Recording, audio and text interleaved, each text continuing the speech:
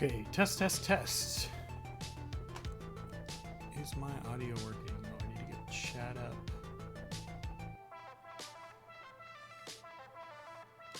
Okay.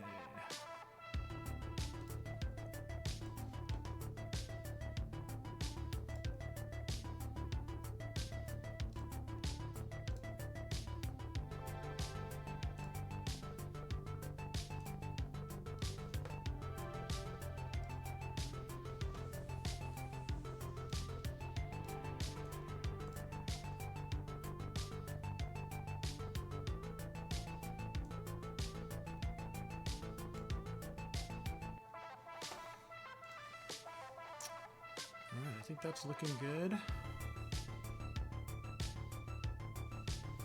This is a picture of my house.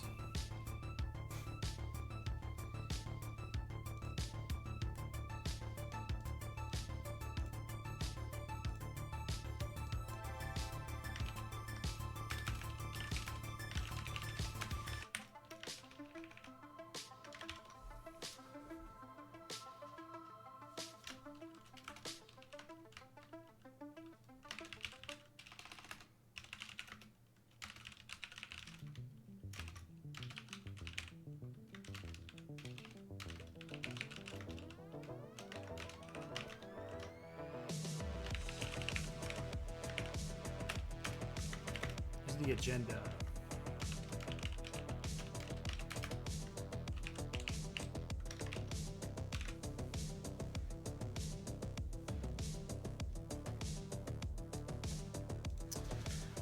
All right, so today we are going to work on drawing some stuff on X11.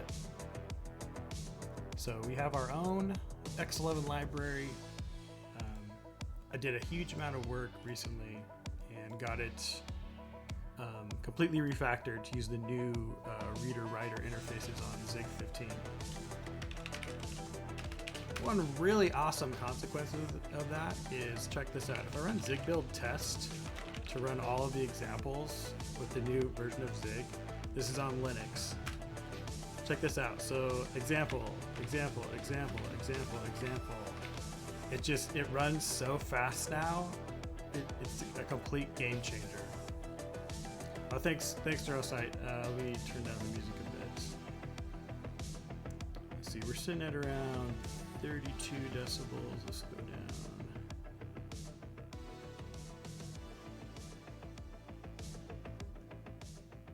Maybe minus 20.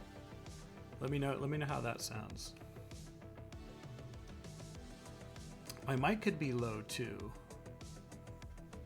Check 1, 2. I could turn the gain up a bit. Check, check, check. Better? Okay. Let's see how that goes. Let me know if there's any other tweaks to audio I should make. So we have an awesome new X11 library. It's super fast. It's super awesome to develop with. Very fast dev workflow cycle.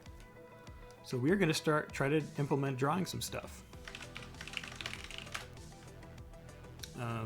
This is going to be used by tuple for Linux. And I think I'm going to start with just a example outside of tuple. So we're just going to start a new one from scratch here. So let's go ahead and add a new example to ZigX.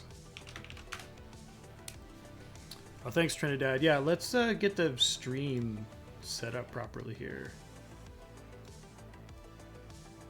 So you're saying I'm in a different category besides software development? Let's get that fixed.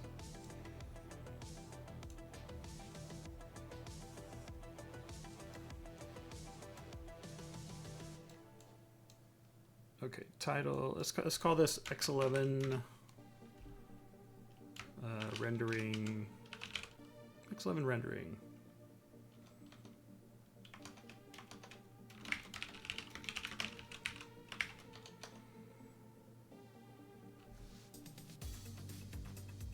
Oh, I have the category of Zig. Okay, let's change it to that. Thank you, Trinidad. Good suggestion. Okay.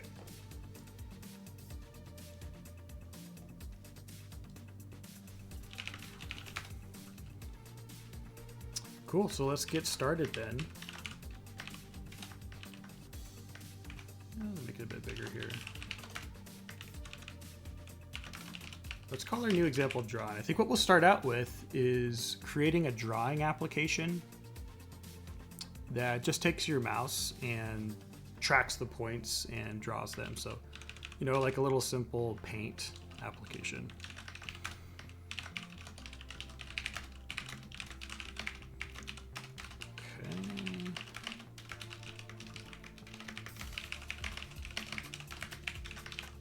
Let's go ahead and take our hello example and just steal some stuff from there. Yep, we got X11 startup, you know, WSA startup just in case we're on Windows. I think all this stuff's gonna be the same. Let's just copy all that goodness. So we get a display that tells the library how to connect over TCP, over X11, whatever it might be. We parse that display. If we can't parse it, we log an error and exit. Then we actually connect the socket. Once we have that socket, we create our readers and writers with our buffers. And then we exchange some messages with an authenticate. And I think we're pretty much done at that point. Hold on, let me do this. Change the font globally. Okay, so let's get that building.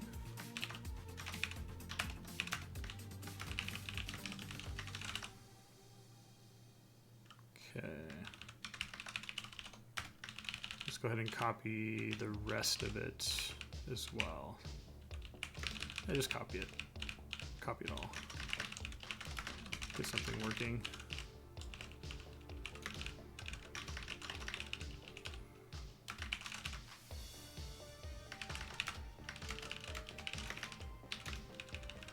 I don't know if we'll need the font. Yeah, let's just comment that one out.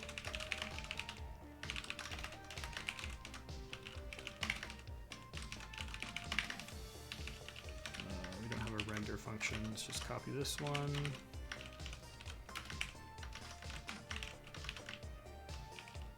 Get rid of that.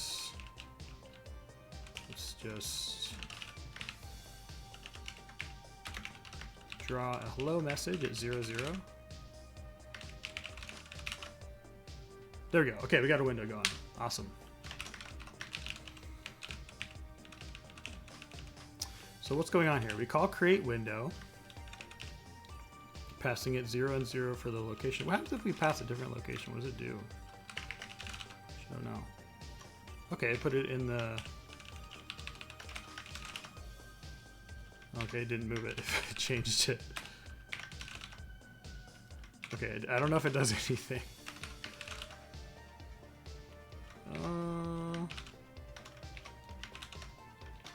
Maybe it does? I can't tell. I don't know what it's doing. Let's see, what do we want the width and height to be? Ultimately, this is going to have to be a transparent window and cover the whole screen. So let's take these hard-coded values, move them out from being globals, because we're going to replace these at some point.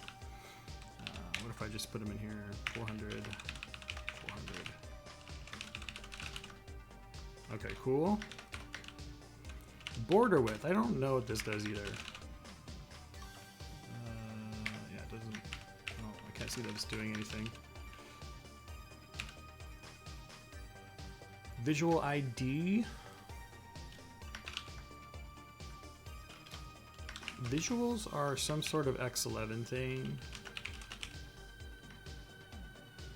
We're using Visual 33, I guess.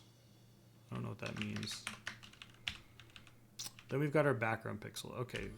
I wonder if we can like set the background, like set a transparency. But like, I think this will be like, this would probably be red. Yeah, that's red. What should we set it? Should we set it to black for now? And we're just subscribed. These are all the events we're subscribing to. We're just subscribing to the expose event. And let's get rid of these graphics contexts. Let's just make one. Keep everything simple.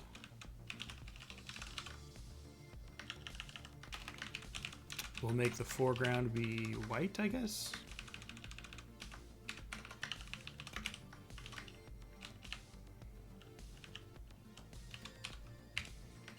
I think that would be 1, 2, 3, 4, 5, 6. And the background, I guess, will be black.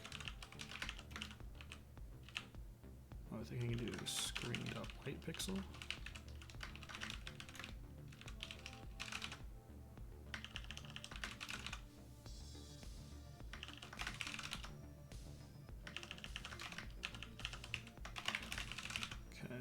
Simplifying our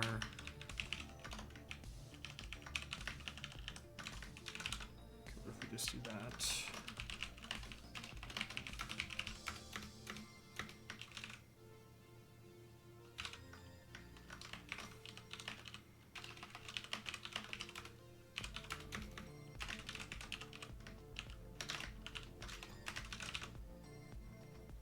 Okay.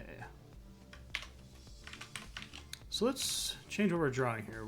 We did a clear area. Oh, you know what? We definitely need to have double buffering. And this example actually double buffers. So let's actually copy what this is doing a little bit. So this one, at the start of the connection, we sort of do like, I call them synchronous reply requests. So once you like create a window and you start getting events and stuff, you can no longer call these synchronous functions. The synchronous ones like do a request and they immediately expect a reply and nothing else. But yeah, after you create a window, you can start getting events at any time. So you can no longer like use this synchronous method. So it kind of explains what that is. But let's go ahead and copy this code. This will just query the server to see if it supports the double buffer extension. And we could do this here before we create a window. And okay, I have this DB double buffer extension type I added to this example. Let's just build that. Oh, okay, it looks like we need to have the window created beforehand, maybe? Because we passed the window to it. Oh, you know what? We should probably query the extension before we do anything, and then we only allocate. We call this allocate function. No, it's a little bit simpler if we just wait for the window to be created first. Just do it that way. Okay, unused local variable. Okay, we should pass this to the render function here. And then how is this used?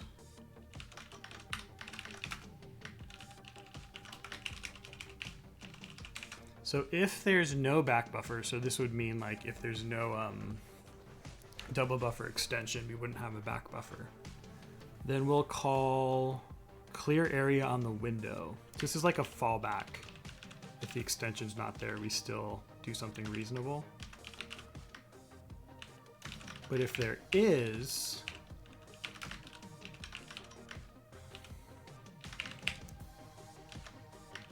a back buffer, then we draw to that instead of the actual window. And then we assign that to target drawable. So all these window.drawables will replace with target drawables. And we just probably call it drawable too.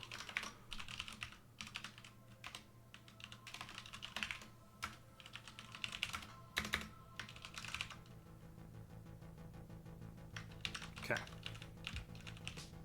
Let's pass that DBE into our render. DBE. Oops. Okay. Okay.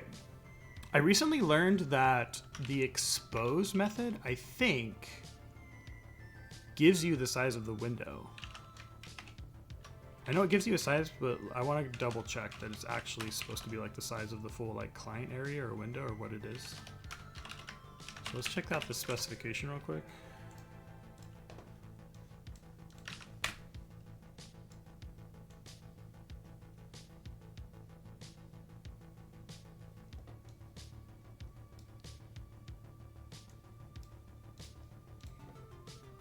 Or not? Is the internet broken again? Didn't it like break the other day? Oh no.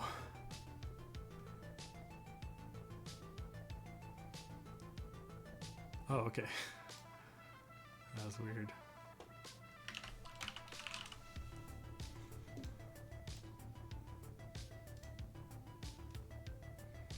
Alright, this event is reported to clients selecting exposure on the window. It's generated when no valid contents are available for regions of a window. And the regions are visible, the regions are viewable, and the server is perhaps newly maintaining a backing store on the window. Or the window is not viewable, but the server, perhaps newly honoring Windows backing store attribute, always when map regions are disposed. For each rectangle. Oh, interesting. So this is probably the rectangle that needs to be rendered into, but it's not necessarily the rectangle of the entire window. Interesting. For given action causing exposure events, the set of events for a given window are guaranteed to be reported contiguously if count is 0, no more exposed events. Events are never generated on input-only windows. Okay, so I guess on X11 you can have an input-only window, which probably means that you want to get like user inputs from the server. Like you want to get where the mouse is potentially, or where what keys they're pressing. But output would mean like I'm not going to give you any rendering commands, or I'm not going to create a window to render. Well, the window itself is input only. So you can have a window that's input only. Okay. Yeah, like Microsoft Windows kind of has a similar concept, I suppose. So, okay. The purpose of that is then you can get like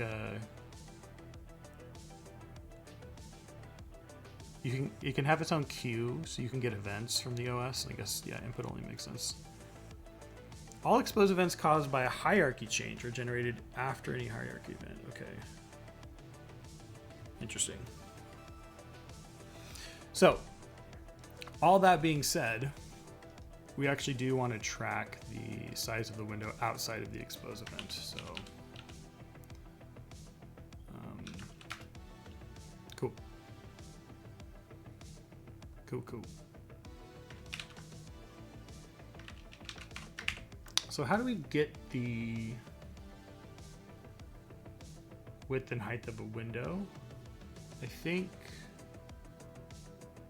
what we need to do is we need to ask for, it's called substructure notify.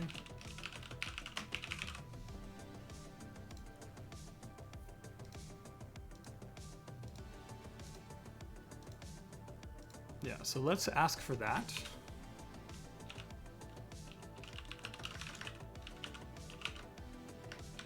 And let's keep this in like a reasonable order, maybe.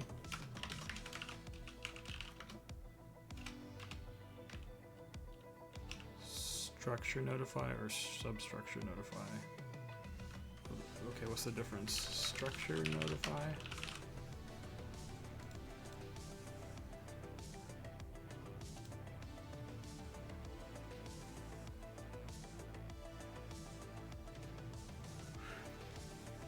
This event is reported to clients selecting structure notify on the window. and to clients selecting substructure notify on the parent. Okay, so you can have parent windows. I don't know that we're really using a window hierarchy.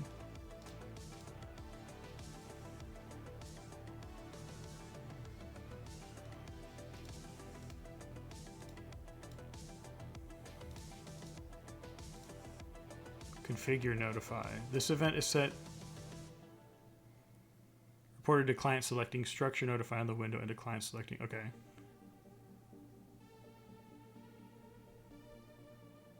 Okay, so I think we actually want structure notify.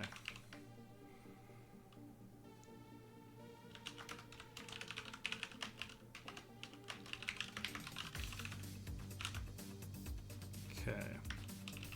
All right, so with that, I think we'll track the window width and height.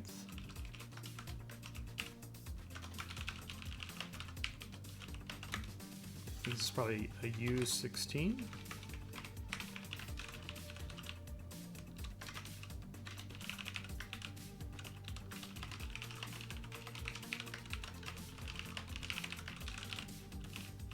And Zig's gonna complain. So let's do that. No, actually, let's not do it. Let's just make them cost for now. Okay, so we'll pass this in.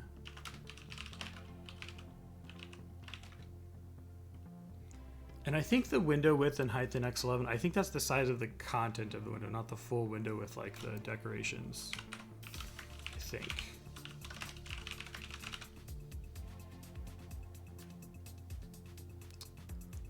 Okay, no name back buffer. So let's reserve an ID for the back buffer here.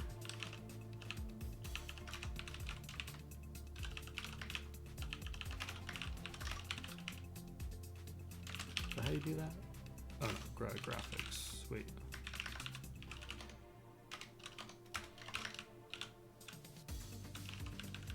Drawable.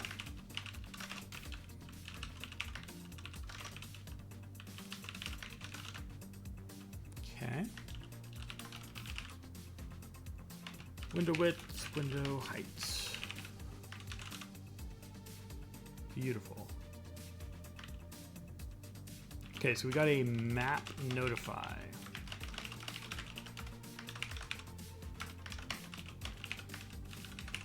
What does map notify do? I don't know.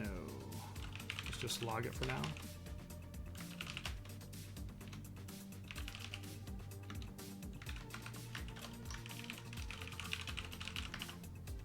Handle X11. Let's see, how's this work? You go source.read format.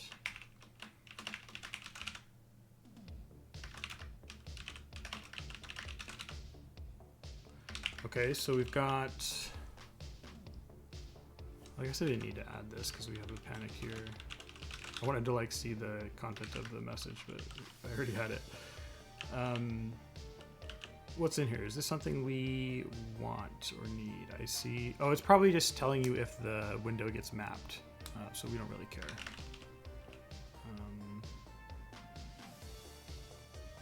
Yeah, I don't think we care. I suppose we could like render in response to this, but we still have expose, so yeah.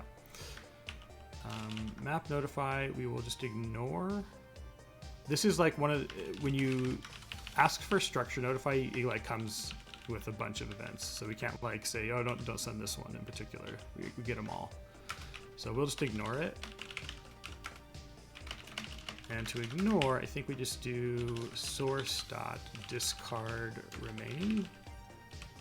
So this will read the rest of the current message and just discard it. No field name discard remaining.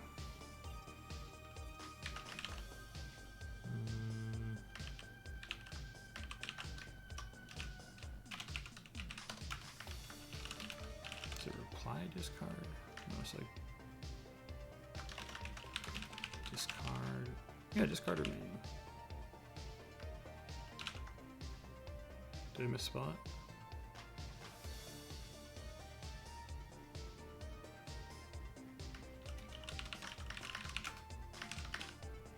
I did misspell it. Ah, there we go.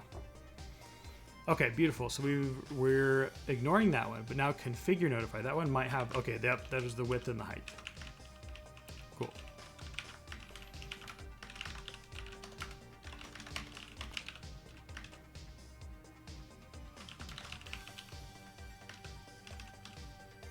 But I have to see which one's first. Mapping notify and then configure notify. Now I'll just put it first since we're ignoring the other one.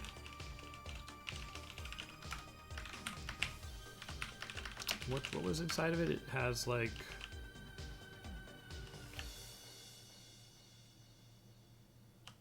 we'll go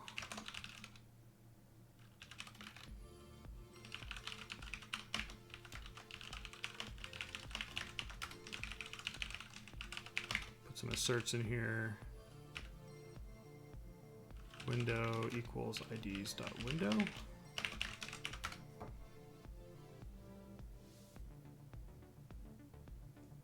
What's the event thing?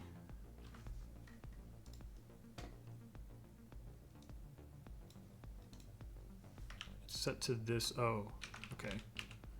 So it looks like it's probably supposed to be the same as the window itself too. So we'll just assert that as well. Above sibling. Okay, I guess this is telling us another window that we're above. That's cool. I bet you this is the root window. I don't see it in the output though. Okay, we get the location. That's actually kind of cool. Are we gonna want that? I don't know. We'll leave it alone for now. Okay, so we'll do a if window width does not equal message dot width or window height.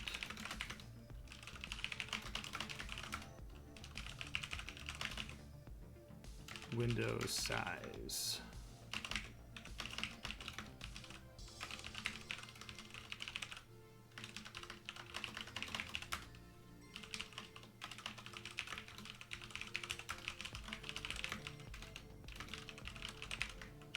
Cool. So now we'll get like a nice little log message if our window size changes.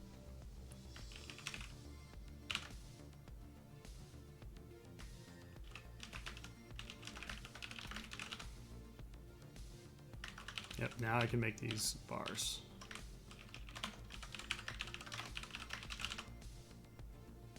Okay, so now we have a new unexpected message, reparent notify. I'm pretty sure we can just ignore that one as well. It's generated when the window is reparented. Cool. Event window parent. I suppose I could like assert that the values are certain. We'll just ignore it for now. Okay, cool. So our window's working. We should be able to, if we change the size, see messages about the size. Awesome, there they are. And we're also getting an expose event each time. Oh, that was weird. I don't like that I only get the message once it's done resizing. That's unfortunate. That might be just a consequence of this MOBA X11 server. Okay.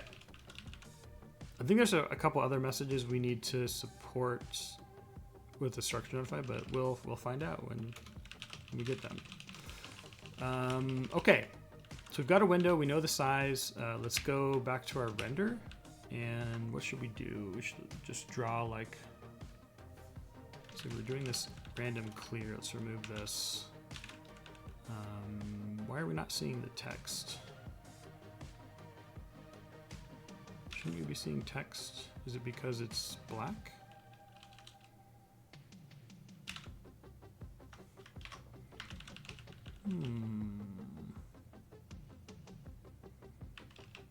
Well, I suppose it doesn't matter. We don't need to draw text anyway. Let's draw a line.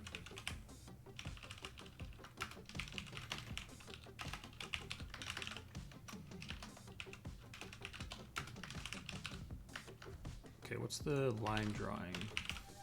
Like poly something.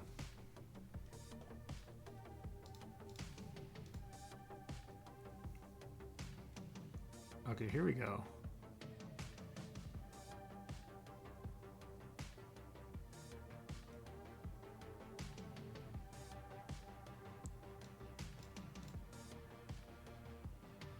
The fill style defines the contents. Okay, so I don't think we're going to be doing fills. I think we're just going to be doing poly segment or polyline or poly arc. Oh, beautiful. That's all you ever need, right? I don't know which one we want. Polyline, poly segment, poly or poly arc. Let's look at polyline and poly segment. Okay. List of points. Okay, cool. And then poly segment. The request lines between each pair of points. The lines are drawn in the order listed. The lines join correctly at all intermediate points. For each segment, this request draws a line between X1, Y1, and X2, Y2. These lines are drawn in the order listed. No joining is performed. Okay. So I think this is like drawing. I think polyline is probably doing like something like this. And poly segment would do with the same points would probably do that.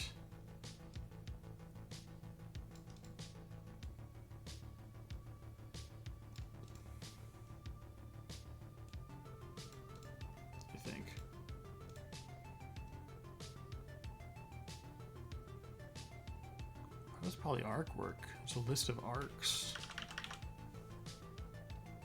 And an arc is a point, a size, and 2 angles. What the heck?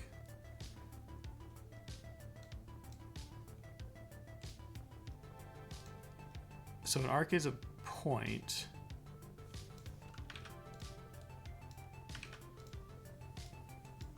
It's a size. So like some rectangle, which I don't know how it's related to the point yet. And then it's 2 angles.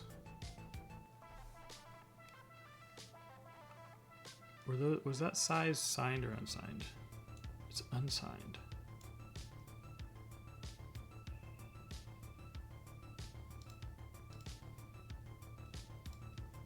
Italic, okay, italic angle. Hey, what's up, Calder?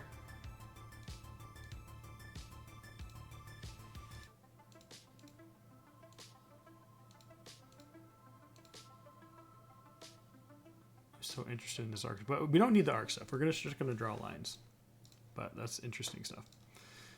Okay, so let's try polyline. I think that's probably what we're looking for. Polyline. Coordinate mode, origin or previous. What is that?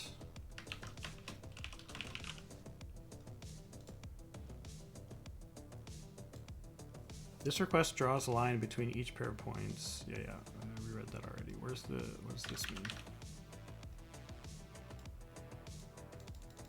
Oh, this search stuff is sometimes asinine.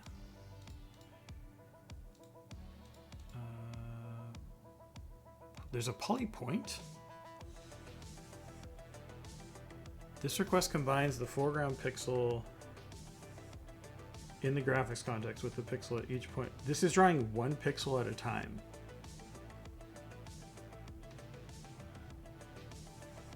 Really? This also has origin and previous. Okay, this obviously means like the points are either relative to, they're all relative to the origin or they're all relative to the previous. Okay. I don't know why looking at this one made it clear what it meant, but suddenly clicked. Okay, so in our case, what do we want? I think we want to do them all relative to the origin. Let's go origin. We're going to draw to our drawable. We're gonna use our graphics context and we're gonna give it some points. So let's give it some points. This is gonna be a slice of XY values. So it's just gonna go init comp time.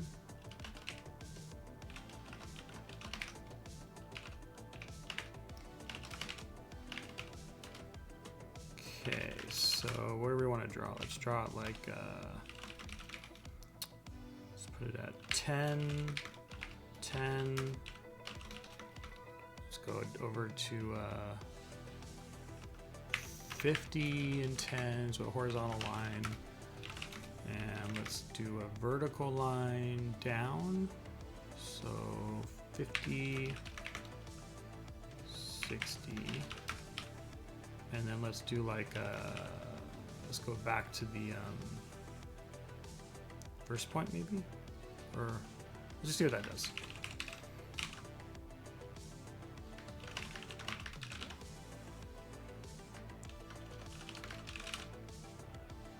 Okay, we don't see anything for some reason.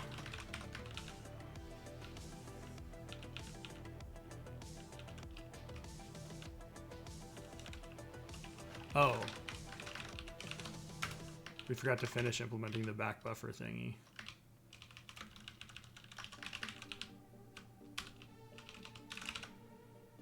There we go. Okay. Okay. We drew something. We drew something. What are you using to text X11 on Windows? Or can you rephrase that question? Are you using to text X11? I'm using my phone to text the X11 server and drawing something. Oh, test X11 on Windows. Oh, I'm using MOBA X terms. A very nice X11 server. I mean, very nice. It's an X11 server on Windows. It's also like a whole bunch of other things. Like it's an SSH client and all this stuff. But I basically just use the X11 server. Oh, and I guess I'm using it to SSH into my Linux box too.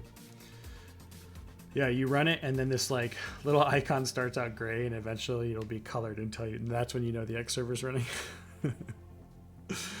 But it's funny too because I'm running Emacs too. MOBA is rendering my Emacs, and then I'm testing a custom application. So. Cool. So we've got some lines. Let's check our to-do.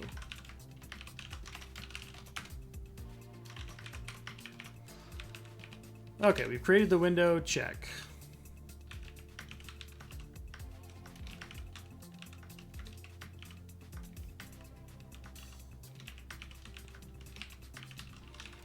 Read mouse events into a row. Oh, let's put another thing. So like render some lines. Check. Okay, what's the next step here? I think the next step would be probably to track where the mouse is and render where the mouse is.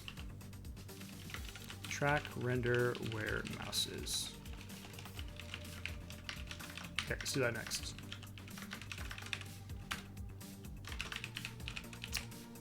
Okay, so we need to go back to our window and we need to tell it, hey, we want to know where the mouse is. There's some sort of event for that. I can't remember what it is. It's like pointer motion, actually. I think that's what it is. Cool. Give us pointer motion. Now if I move, we're going to get an exception that says unexpected motion notify message. That is going to be one of the first events in the list. So let's put it at the top here. Let's read the message. Motion notify. And let's log it for a second.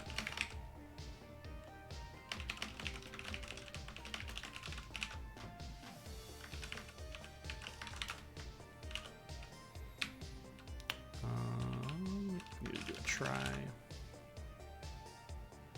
Motion notify does not have a formatter. Maybe we should add one.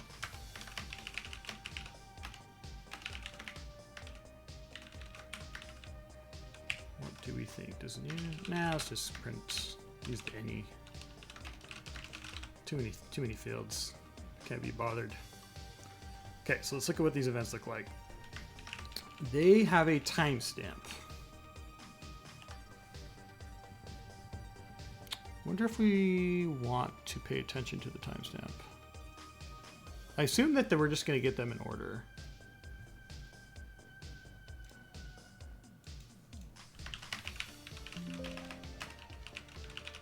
Let's just see if it says anything about the timestamp.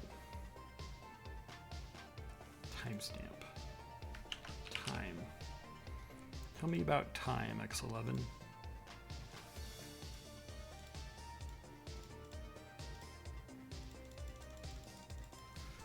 Okay, I can't be bothered. Maybe I shouldn't open Claude to see all my message history for everybody to see. Oh, it doesn't show history. Cool. But it's going to show after I ask the question, huh? No. Here's the X11 spec. Tell me about timestamps. Why would you not use the built-in X11 support in WSL2? That way you can test against Xorg and not some third party. Oh, that's an interesting point.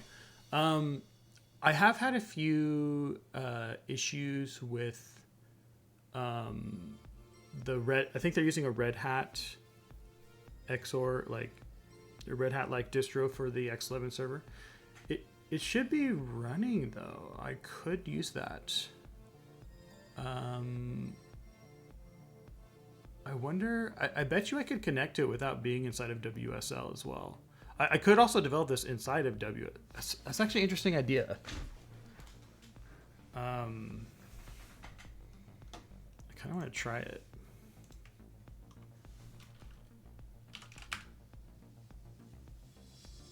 I forget which WSL I installed. I did install one somewhat recently. I think it's actually Debian. It says it's Ubuntu.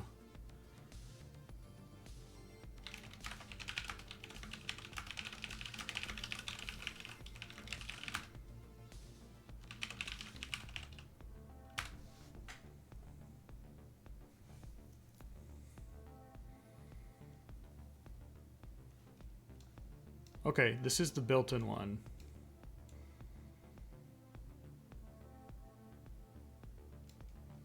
Is this better? Can I run Emacs? That's the question. I can run Emacs. I do. Okay, see, look at this. It does, like, it has a bunch of. I just tried to resize the window. It didn't work. That's why I don't use it. Yeah, Calder. I think what it does is it's running, because the way WSL works, is my understanding, is it's running a VM for your distro or whatever. They have a second VM like hidden in the background that's running Xorg. NN is the display number. Actually, I can see what it is. Well, this will be the display number in the VM. I don't know if it'll.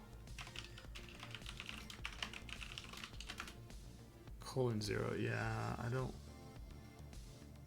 don't know what. Let's see. How would this even work?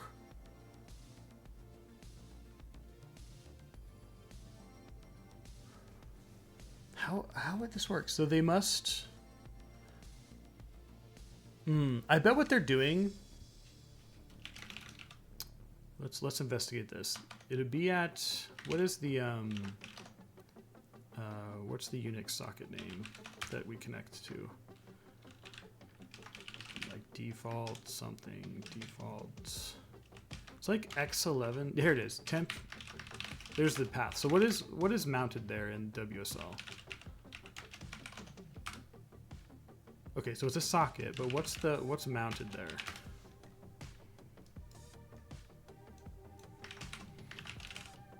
Temp is. Oh, look at this! Look at this! Look at this! That's how they do it.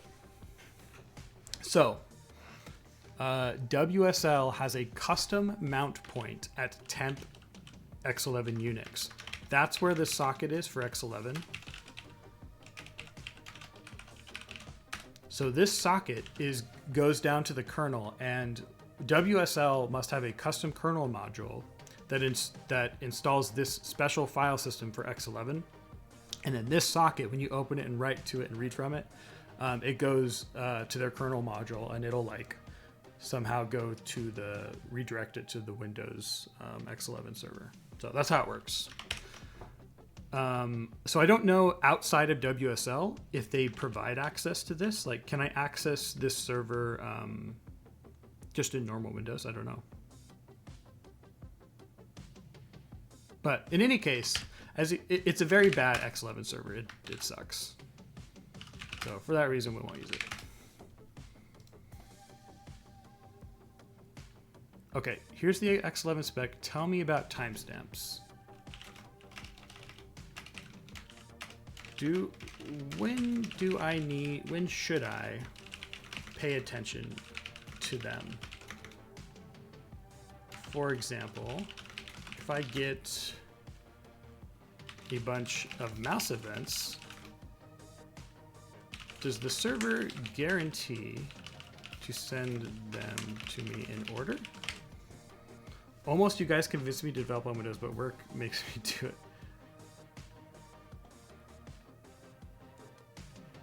So this is good info.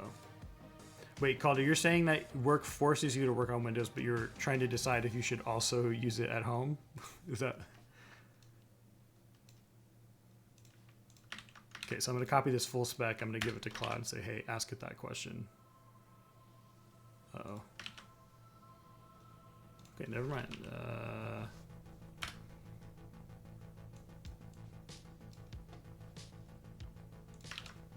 Oh, ChatGPT won't let me just upload the whole spec, will it?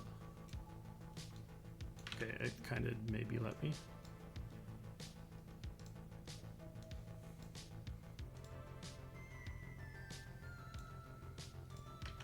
This is, by the way, one of the really good... Yeah, too long. Okay.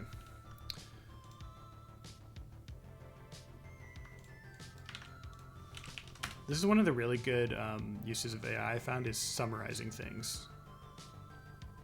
Like tediously going through a large amount of data, at least Claude anyway, since it lets you upload stuff. Okay, never mind.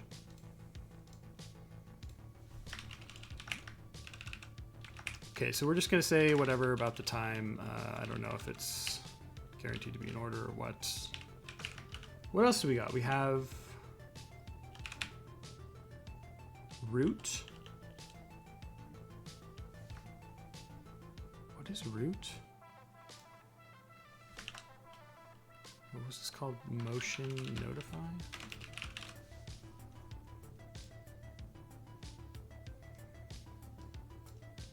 What is root?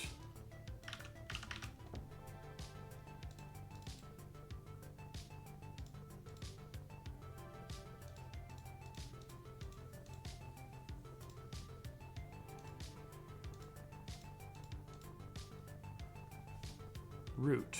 It's a window. It's telling me 243. Is that literally the root window? Oh, maybe it's the okay, it is the root window. Okay, cool.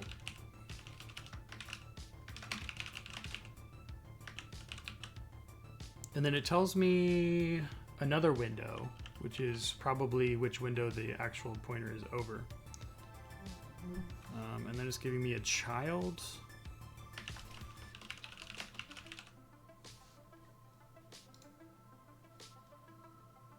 Okay.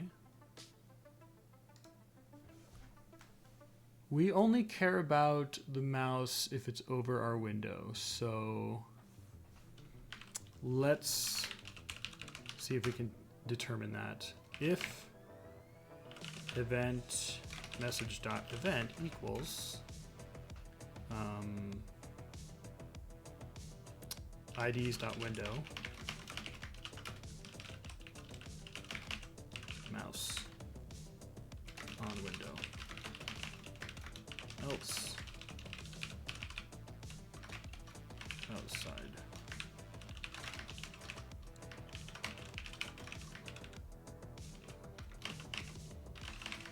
Maybe we'll like print the, let's just copy this so we have it.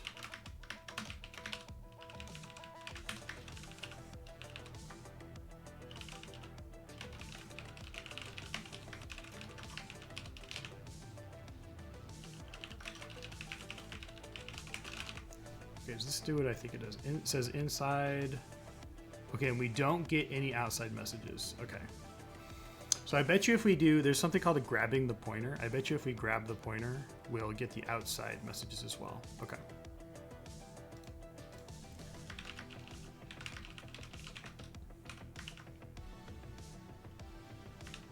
Beautiful. Okay, what else is in here? We've got, oh, okay, we've got two coordinates. We've got root and event.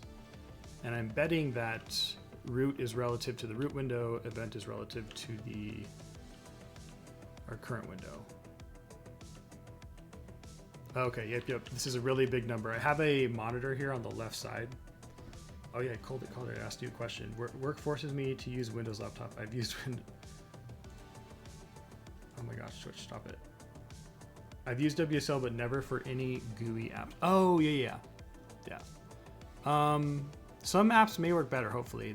I know that like when I've tried to use it, it's been a pain. But it like kind of works. Okay, it also gives you like the state of like, I think buttons. So that's good to know. We'll probably use that when we're drawing. So like if the button is down, we'll like start drawing a line or not. Okay, cool. So here's what we'll do. I think we'll say mouse. Here, let's do this actually.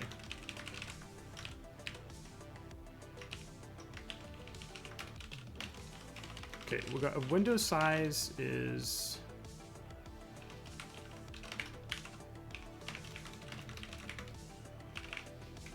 let's start using these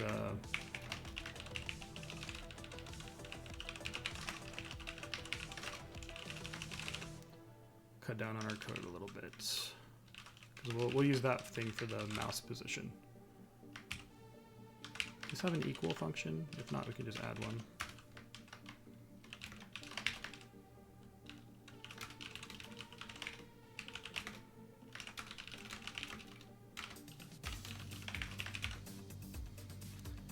Let's make some convenience thingies, self, other.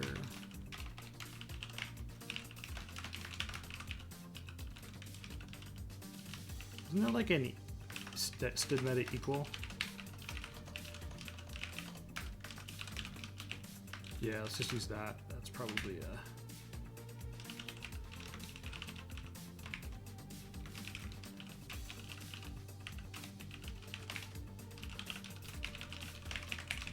cool. Okay, so we'll say if Windows size. Oh, we can't even use it here because it's.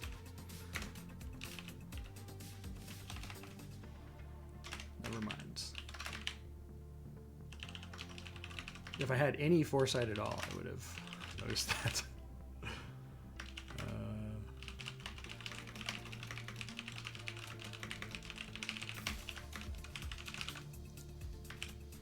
Okay.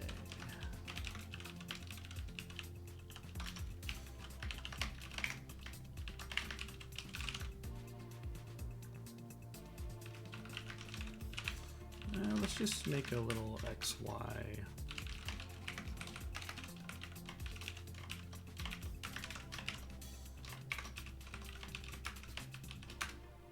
A little XY alias. Okay.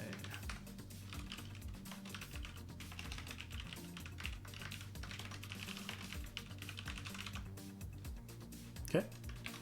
Now let's go make a new variable for our mouse position.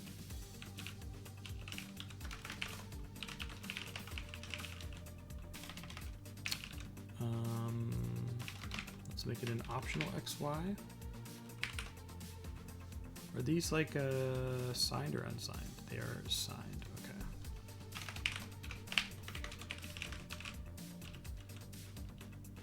Okay. So mouse position we'll do this. If this we'll call it maybe mouse position.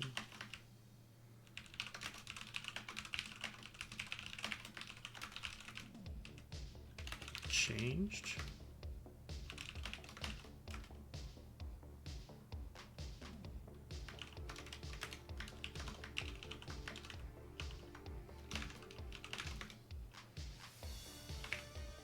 So message.eventX equals p.x and y else true. So if it's changed, we'll log it.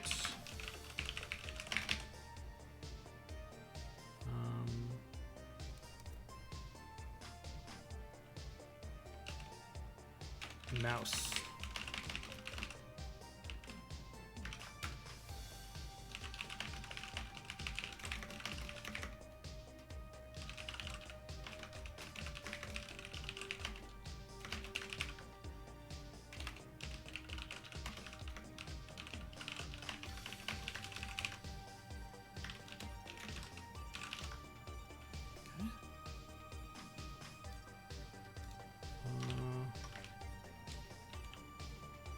Oh, I reversed this.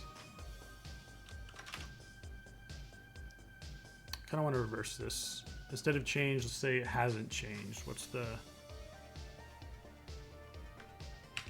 Nah, never mind.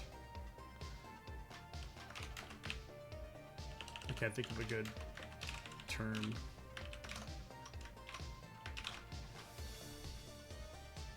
Cool.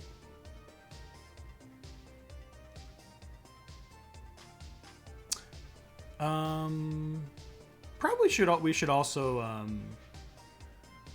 see if we can get notified when it enters and leaves the window.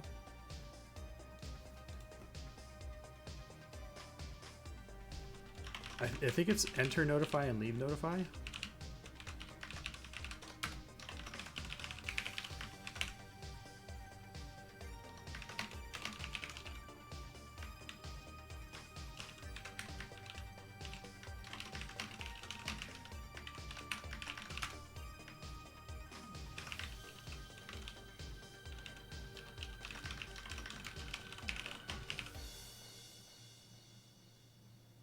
Okay, how are these things ordered? Structure notify is down there. Enter window and leave window. I think that's the mouse.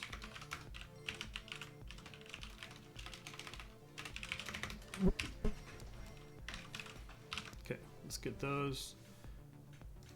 Unexpected. We should get an enter notify. Yep.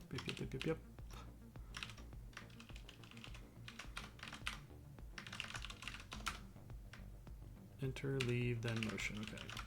Enter.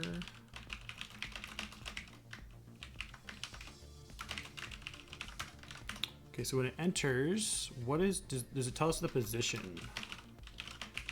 Hopefully it does. When we leave, mouse, leave. Maybe mouse position equals null.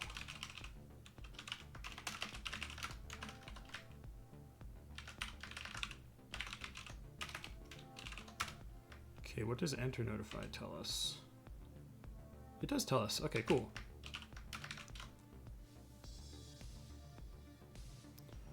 So let's make a function for this. On mouse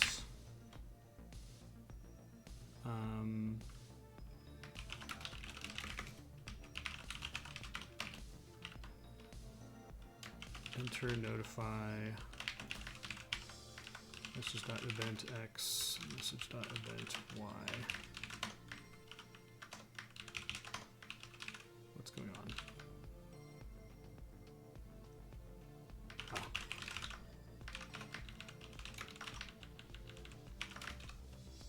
And then let's put all this in an on mouse function.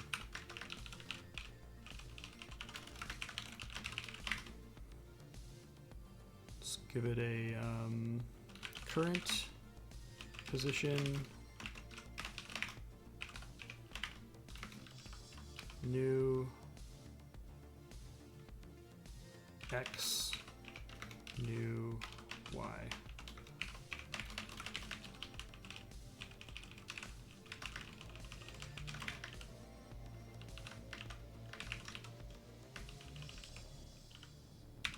Okay, we could have this instead return a new position.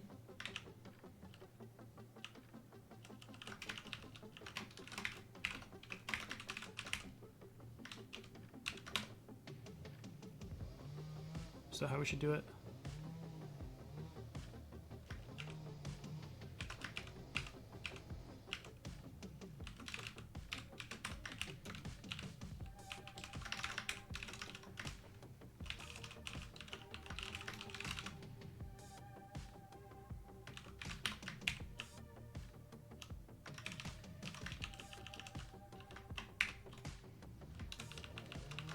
Current position star.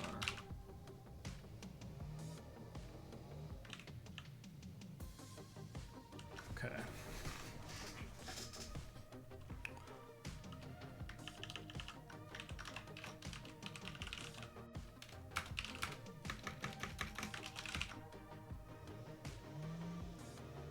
Current position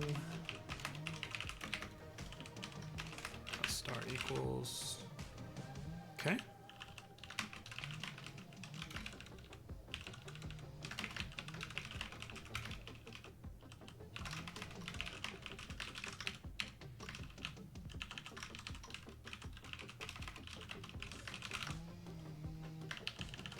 Mouse.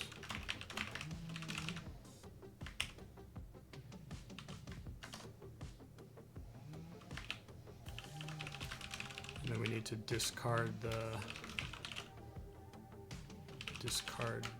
leave notify message. Okay. Cool. Now we know when the mouse leaves, when it enters and moves around. Beautiful.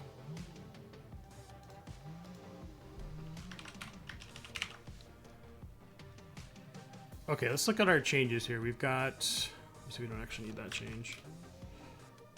We've got our new example draw somewhere.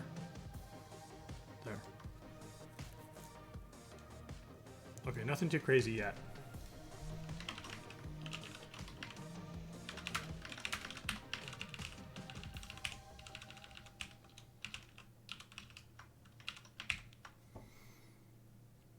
Okay, what is next? So we've got the mouse position, we're logging them. Now let's just draw them.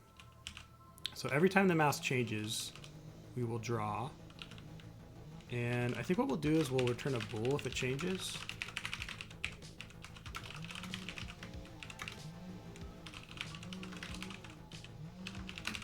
I have a huge, there's a saw going on outside. I don't know if anybody can hear it, but I might have to take a break if they're going to be working outside until they're done. Okay, so if this is true, oh, you can't hear it? Okay. I think what I'm going to do here is I'm going to say do render equals false. So do render equals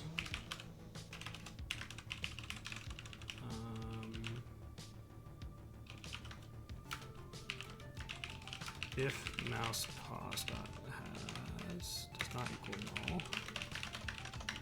Do render equals true. Do render equals, you can hear it, but it's not a problem. Okay, cool. We'll see if it's a problem for me though. I don't know. Do render equals true. Okay, so if do render, we'll do a render.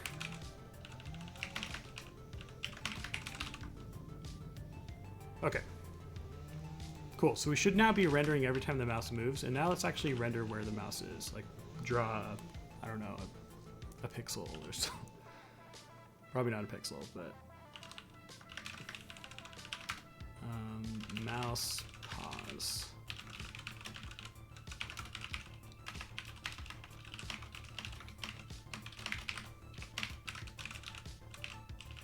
Beautiful. So if mouse pause, let's draw, I don't know, a rectangle, I guess. Fill rect? What is it? It's like, I think it's the Windows one.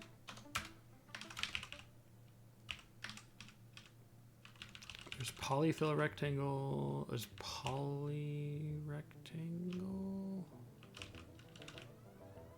Do we need to do, is there just like a fill rectangle?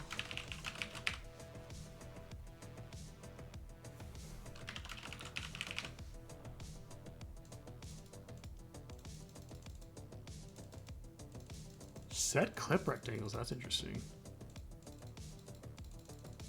Poly rectangle. I think, yeah, I think it might be poly rectangles that we want. Okay.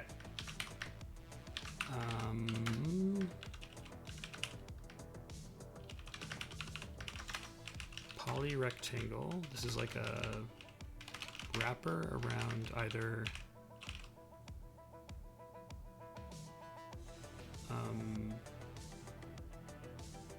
oh, that's private. So we want probably a polyfill rectangle.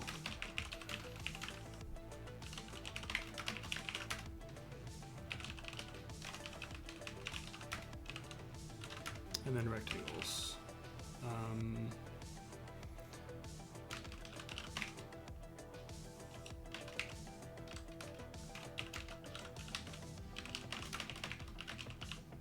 Okay, I think that's what we want.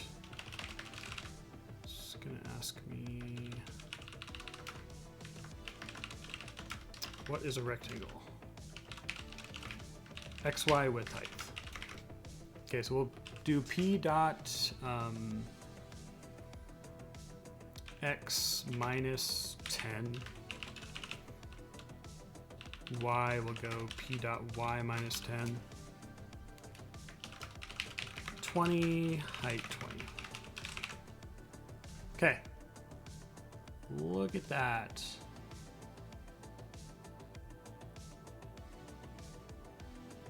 Why is it not always working though?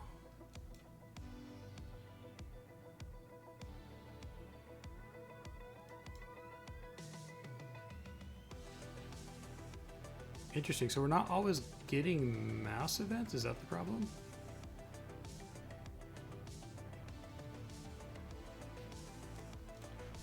Oh, I wonder if I like have a bug in my changed.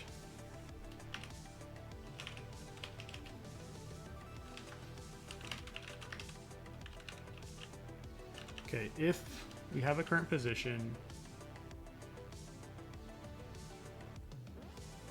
Oh, I bet this would be an OR.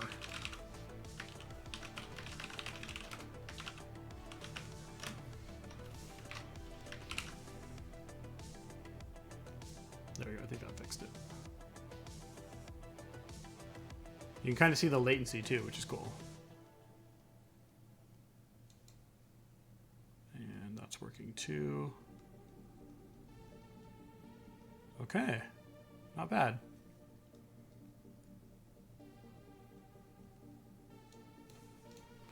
Okay, I think that's track and when to render where mouse is.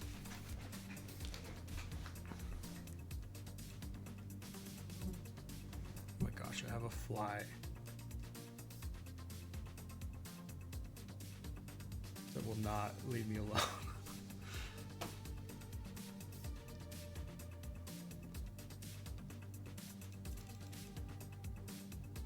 Ooh, that's interesting. It's giving me mouse leave when I click down. That's interesting.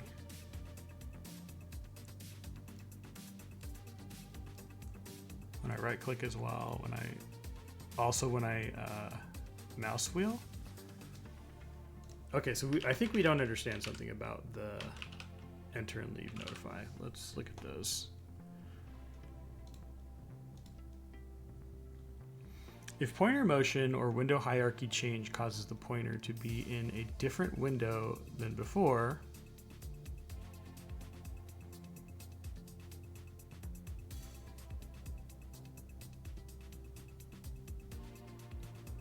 Leave window, is that the name of the event? Yeah, it is, okay. The pointer position reported in the event is always the final position. The root is the root window. If the event window is on the same screen as the root.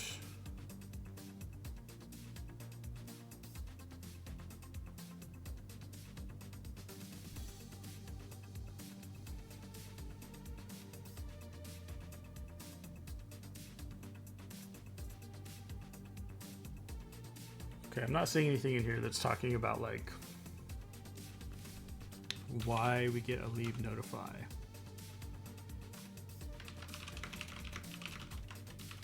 Leave notify X11 event when I click on an X11 window. Okay, let's see if I can ask that question.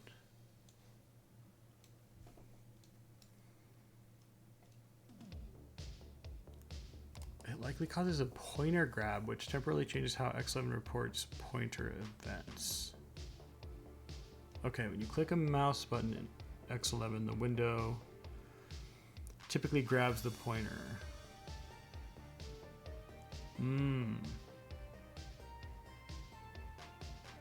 Okay. I wonder if I can see which window took the... I bet leave notify will tell me.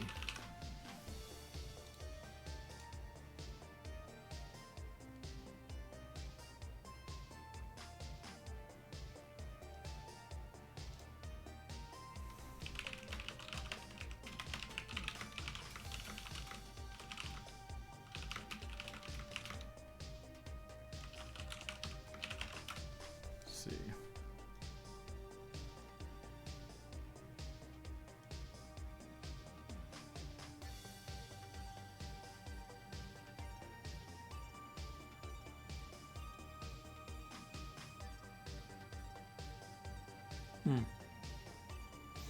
Let's print these windows and see what it tells us.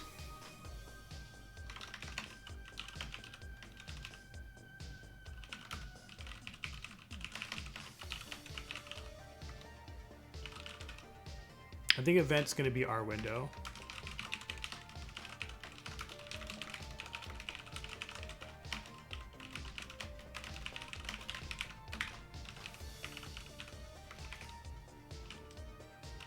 We'll just assert that. And we'll see what the child window is.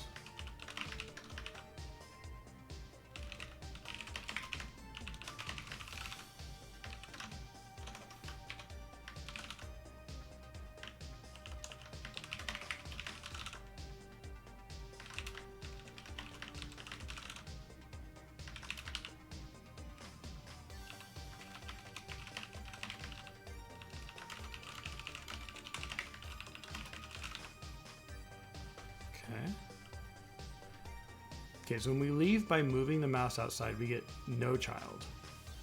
And when we click down, we also get no child. So that doesn't help us.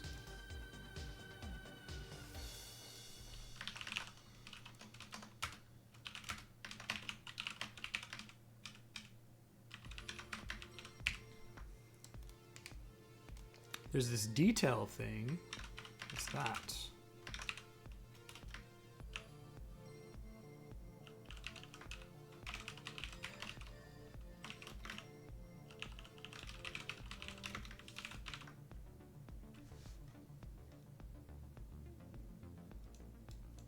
Ancestor, nonlinear.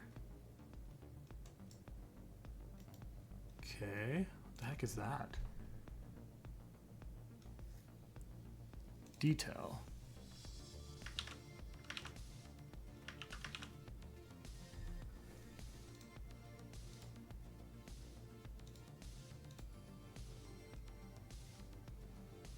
When the pointer moves from window A to window B, and A is inferior of B.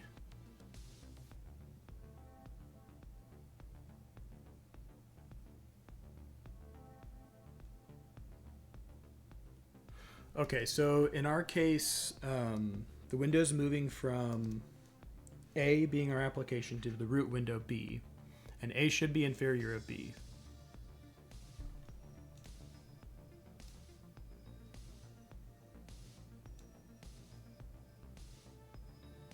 Okay.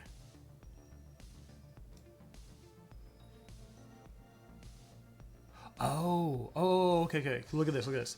So my Emacs window is also a MOBA Xterm. So when I move it onto Emacs, it's moving from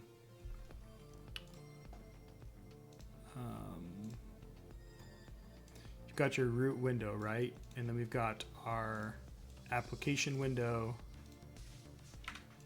and then Emacs over here. So when it moves from this one to this one, that seems like it'd be like a sibling. But when it moves from this one to this one, ancestor?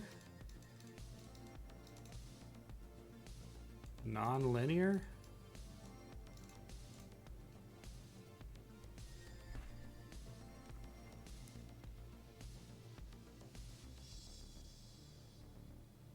Okay, so it's like telling me like where the pointer's going.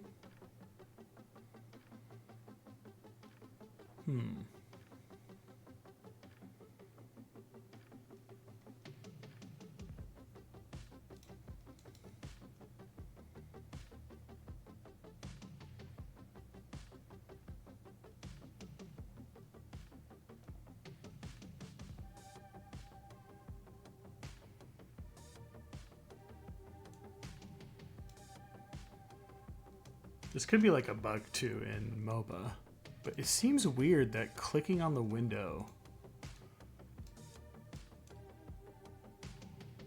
causes another window to grab it.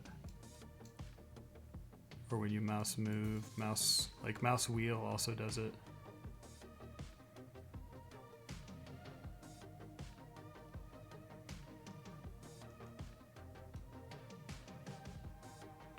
Okay, so you can verify this by examining the mode of leave notify. Okay, let's check that out. Mode.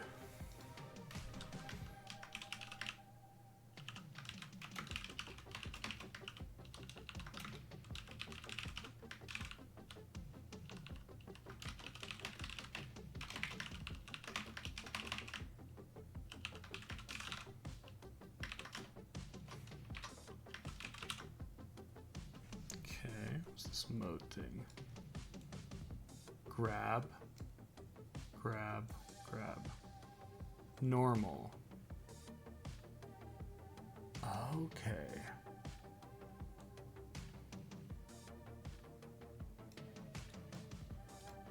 Okay, cool. Okay, this is looking like maybe it's not a bug. Okay, say I want to track the mouse while I am getting a grab mode. Mouse is clicked. Let's say I want to track the mouse position even while the button is down. What is it going to say?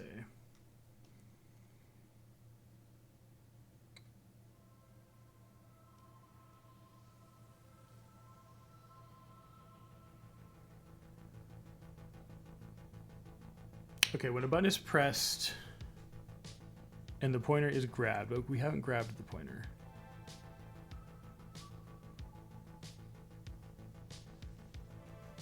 Okay, so it's saying pointer motion, button press. Okay, so maybe if we track button press, it'll just work. Maybe that's why it's another window's grabbing it.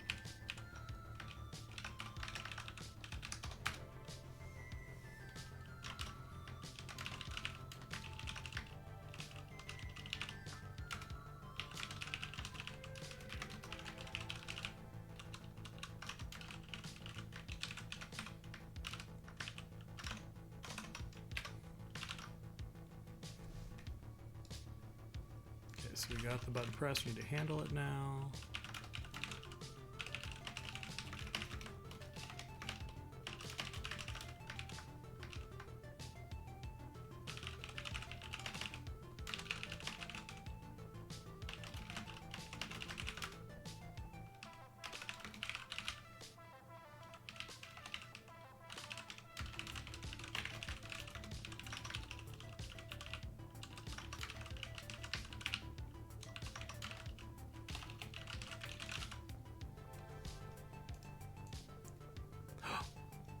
Wow, that's what it was.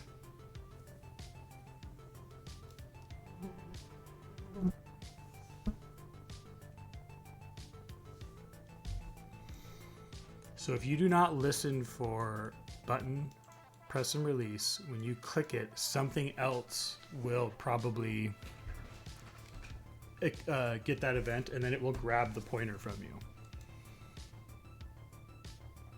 Yeah, now everything's working as expected. Okay. Cool. So we learned something. Learned something about X11. Awesome. So which events that you subscribe to not only changes which events you get, it also kind of changes the behavior a little bit in some cases. Okay, so let's go back to our to-do here. Okay. So now I think we're ready to actually save these points into a list. So how do we want to do this? Do we want to have like a maximum line size, or do we want to use an allocator for all of our points? I'm thinking, yeah, let's not have a limit. Oh my gosh. Let's not have a limit on the number of points. Let's just make it an allocator for it. And we'll make a special allocator just for our points, because I think this is the only thing we'll need the allocator for. So let's do that. Let's go point arena, or we use a general purpose too. Should we use an arena? Thinking maybe just an arena.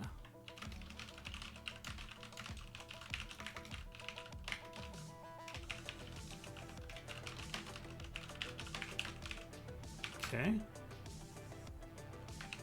Point arena, and I guess we'll call this one the instance, and then we'll call point arena the actual allocator interface. Okay. So while the button is pressed down,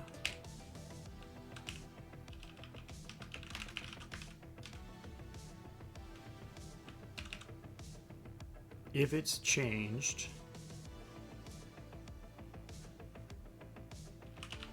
I guess we'll have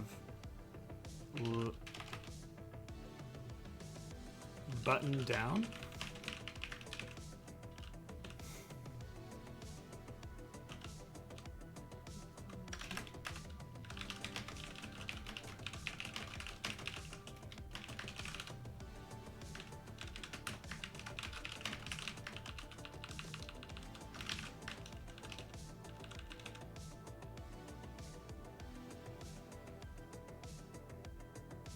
Okay, so what do we do when the button's down? We need to have at least one.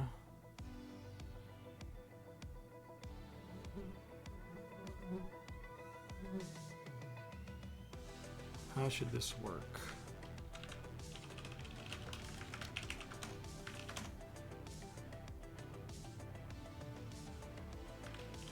Okay, I think we need to get rid of the current position.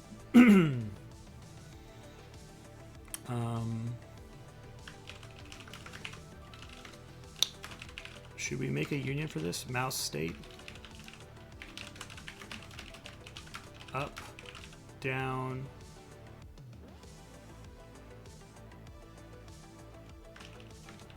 Actually, no. I think current position might be good enough. This fly is freaking insane. I might go get a fly swatter and try to kill it if it keeps flying around. I can't believe you can hear it on the condenser mic. That's awesome.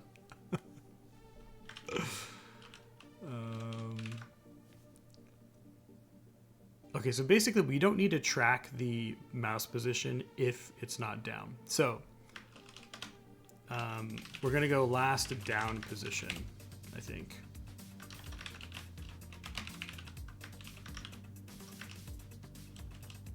Okay, so last, let's call it mouse down position. Okay, so it starts out as null.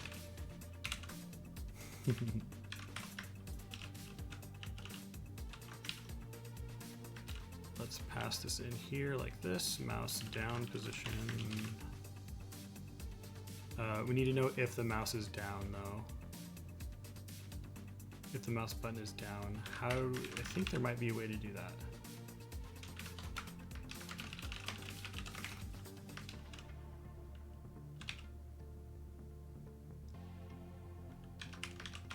Oh, nice, neurosite.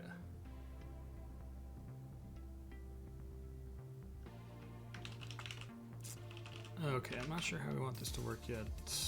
How do we know if the mouse is down? I can't be bothered. With an enter notify event, tell if the mouse button is down.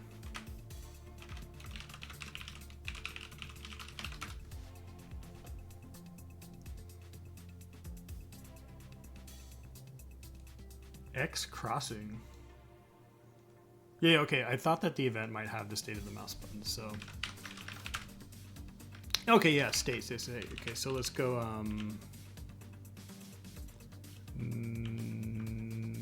let's see. We want the position first or the buttons first? Maybe the buttons first?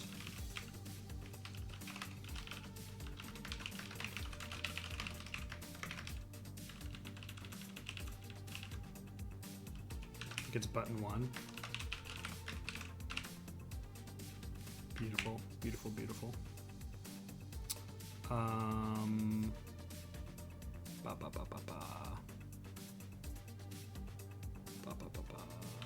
Okay, what's going on here?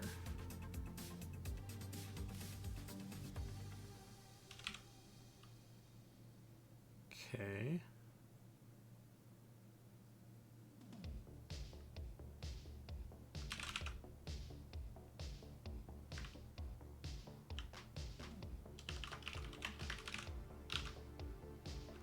What should the mouse do? So like, let's say that we're drawing in a window, right? And then it leaves the window. And then it comes back in the window. That should be treated as like, stop drawing the current line, I think. And then if it comes back in the window, we can start drawing a new line. Okay. So yeah, we'll treat that as like basically lifting the mouse.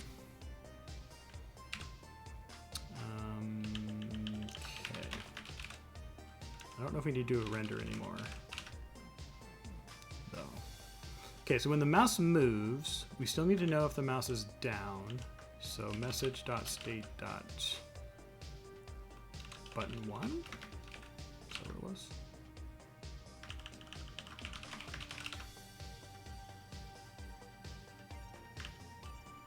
We don't need that anymore.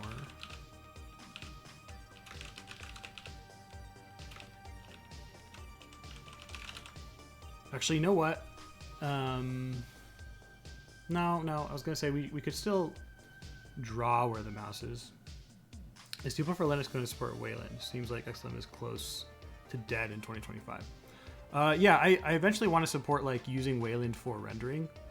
For screen capture though, most modern systems, I don't think X-Wayland works for screen capture for my testing. So I'm using, Wayland doesn't support it either, but I'm implementing that, the new like portal pipewire flow.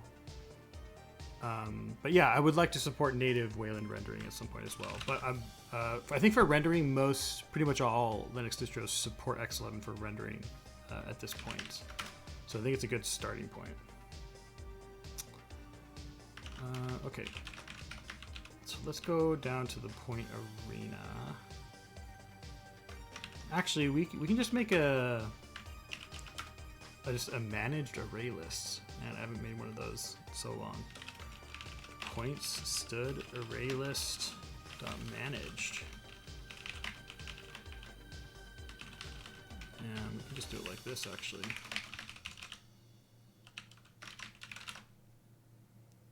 Okay. So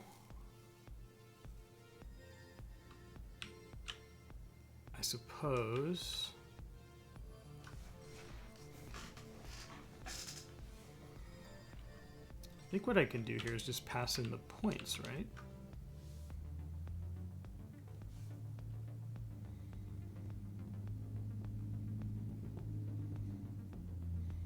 My brain's having to brain right now. I have to think about this.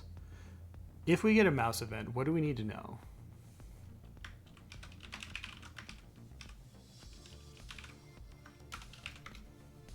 we know is the button down, and we know the position. So if the button's not down,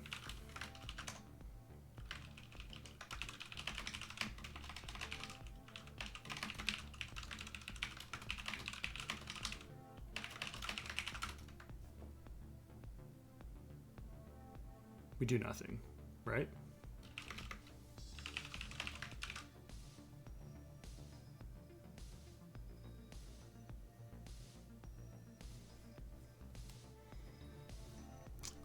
If the button is down,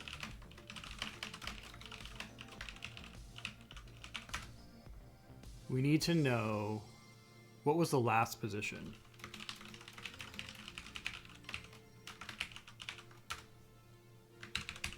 If the button's up, we need to invalidate the last position. So there's a concept of previous points, and there's a concept of if the last position was a button down position or a not button down position.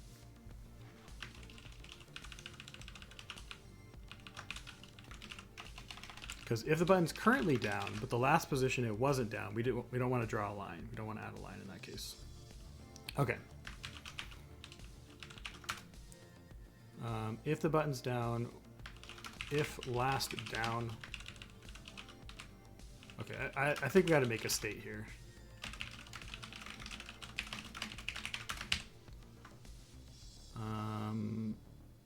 Last down position.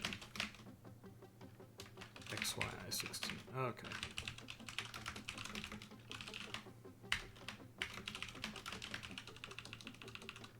Yeah, this feels a little better, I think.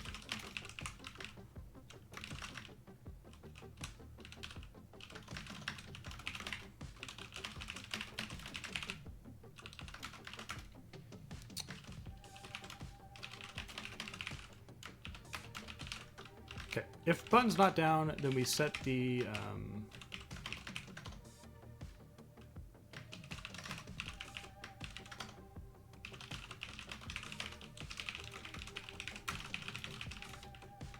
should be nothing new to render.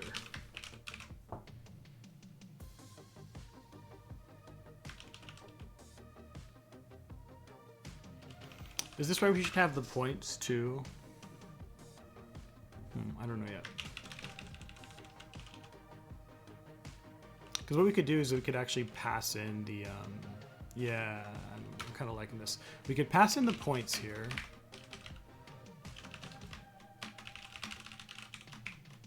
And then we don't need to return anything. And so if the points don't change, the caller knows nothing new needs to be rendered. Okay, so if the button is down, then we need to know, we need to update the position no matter what by the end. And if there was a previous position, then we now have a new line segment to draw.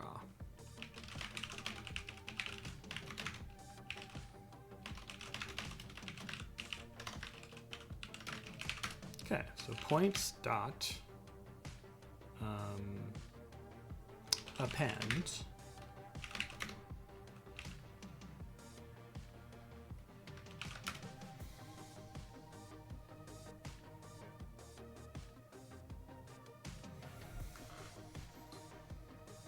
on the very first point. What's going to happen? Button down is going to be true, so we're going to skip this. We're going to skip this too because last down position will have been null. And then we're going to set the last down. Now on the second point,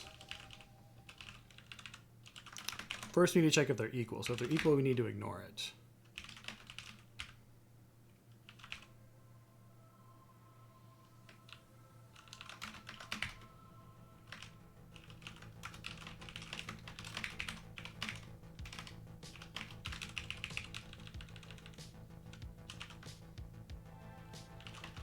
But if they're not equal, now it's time to add a point.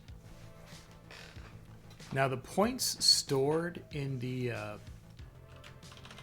in this thing here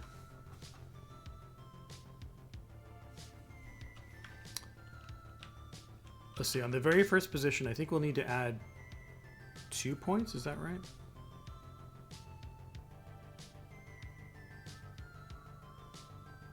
But on the third one, we only want to add 1 point.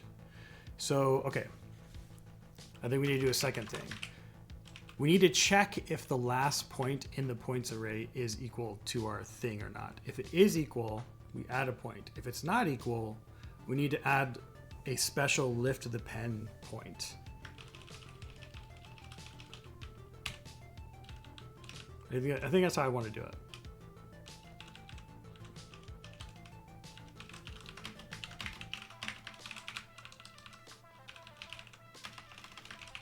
Okay, so let's do it like this.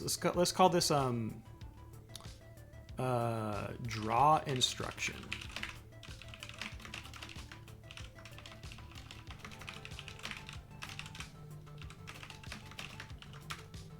And you either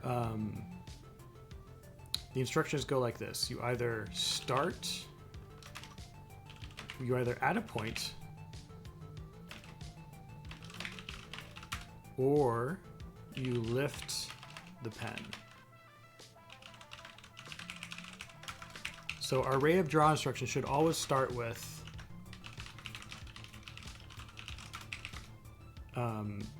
adding a point,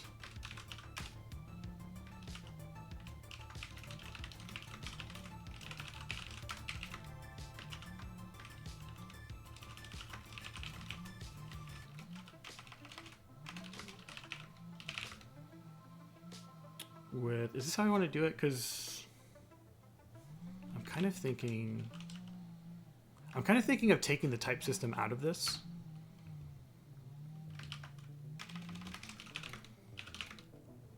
Two valid points. After that, at some point there will be a special lift pen point, which is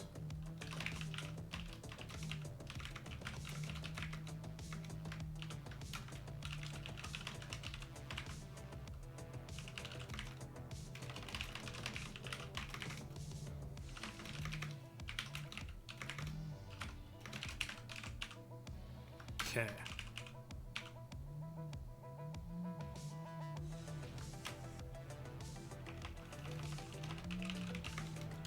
Following every lift pen point should always be 2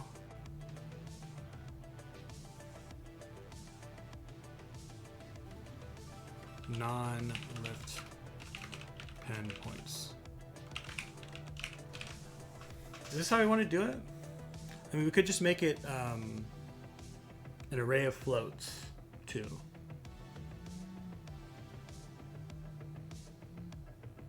Is there like a better way to do this though?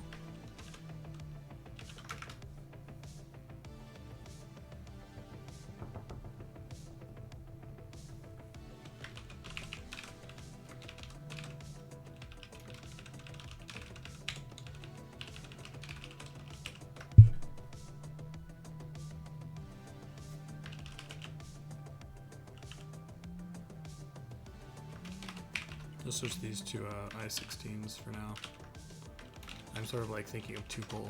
So I know tuples, when the client sends you points, they send it to you in relative coordinates to your screen, but we can worry about that later. I think this is how this is supposed to be done.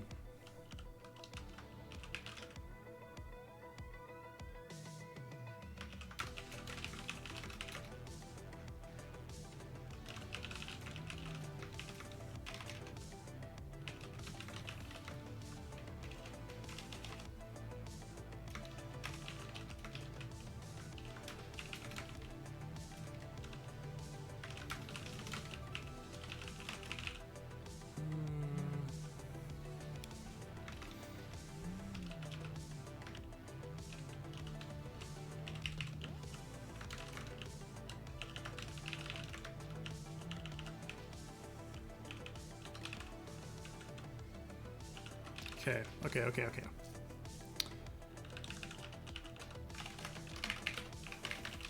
think that's how you want to do it. Let's try it. Back to updating the mouse state. So we've got a new mouse point. We know whether the button's down. We know where the new position is. If the button's not down, we unset the last down position, and then we return. If we have a last down position, it's not time to add points. So we need to. There's a couple of states. The first state is we're starting a new line. So either list is either empty or last point was a lift pen point. That's case one. Then we need to add 2 points.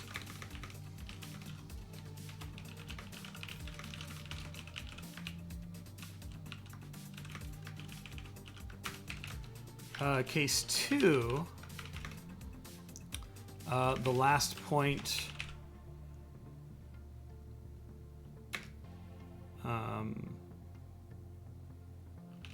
is the same. The last point is the same as our last point. Add the new point. Or it's different. Now, is this possible?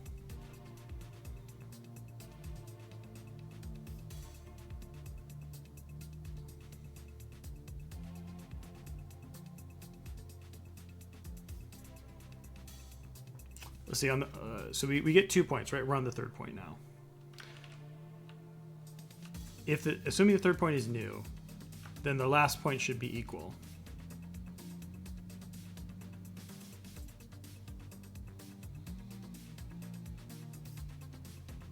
Yeah, I think that this is just an assert. So I think all we need to do is say if, let's make a function for this. Pen lifted. It's either lifted or in the middle of a line. So get draw state. You pass in an array of points.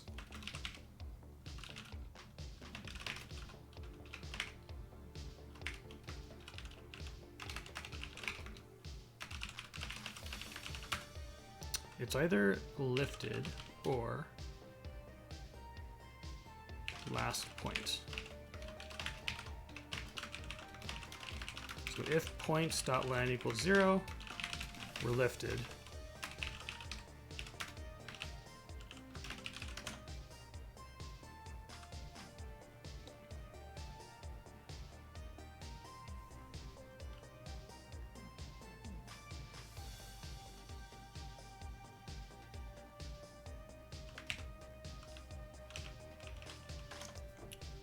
Otherwise, there's a last point. And I think the draw state basically should never have, that should never end with a lift point event. It should always just end. So, okay, I think I know what we need to do. We need to say if points.items.len equals 0. We need to add 2 points.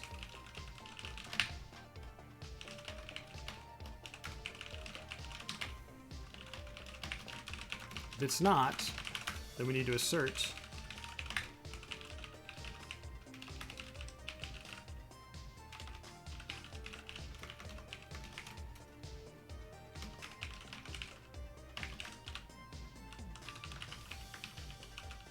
that its last point equals our last point, and then append the new one.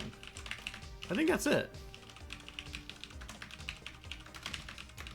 I think that handles all the cases. I don't know, we'll see. Okay, let's go back up here.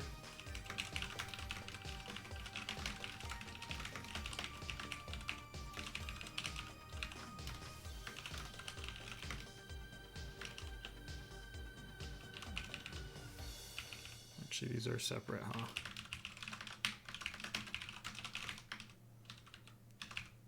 Yeah, okay, this should be good.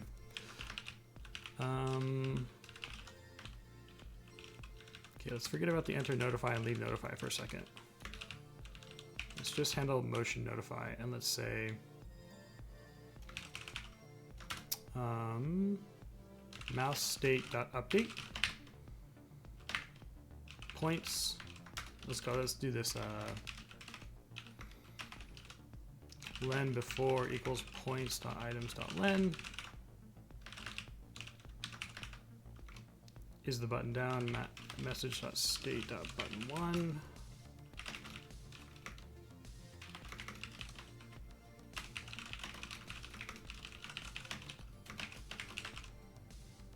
Beautiful. Okay. If len before does not equal points.items.len, I would say do render equals if they're not equal.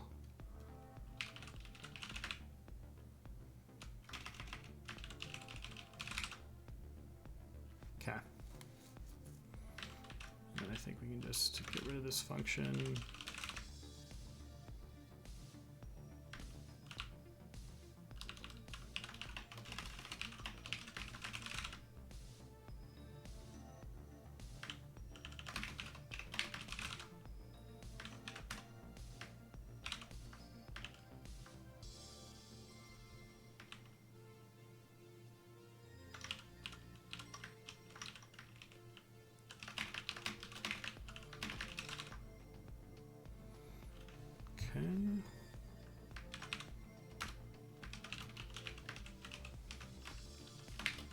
Well, I added this equal function and then I decided not to add it, and now we're going to add it again.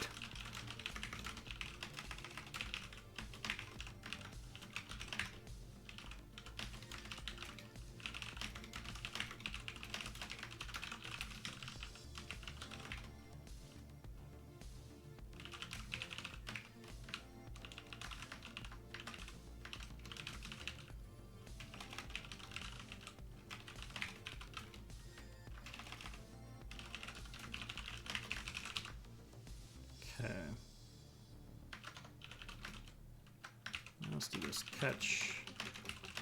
Let's add a little out of memory handler here.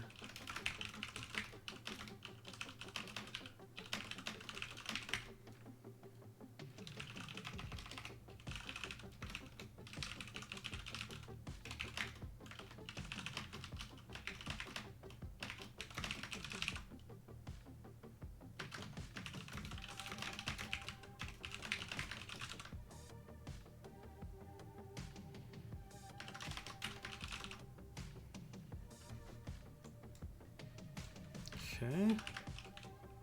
Oh, I needed to not comment these out completely.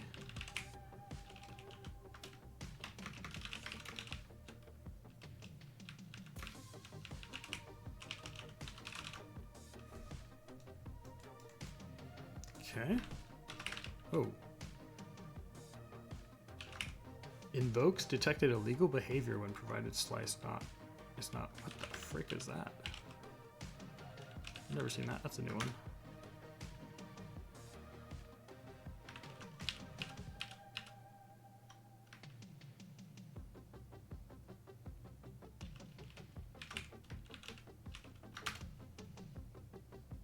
When I was appending to the points array list,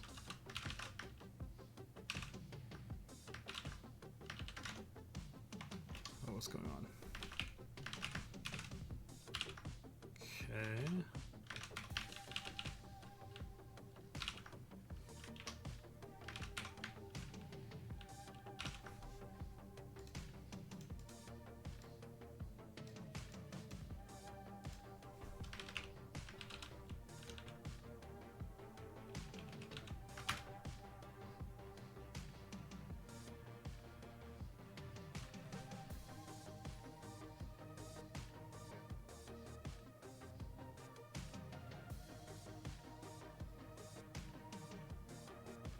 Huh. I don't know what's going on there.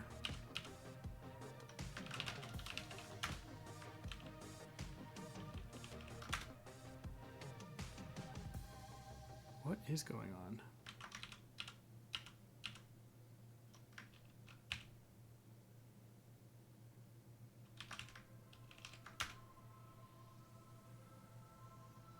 Oh, there might, okay, this was just an assert. I'm still like thinking about that last error. I don't know what that was. I do know we need to add this. So let's go ahead and add this. Okay. So how do we render the points? This is like the main thing.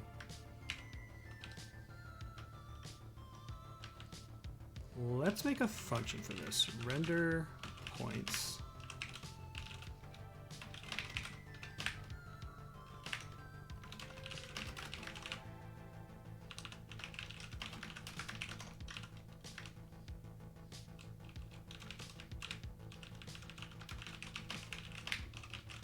I guess it'd be all render lines.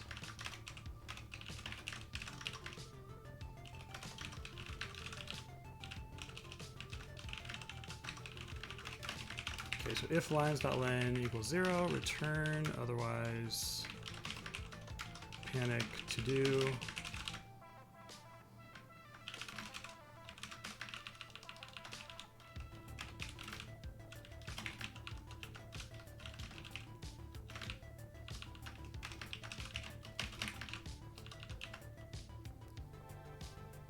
We can even do like a x11.writer.error.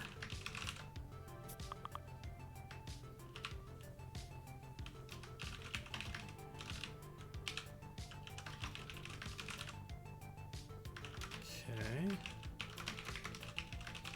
Come on, I just want you to compile.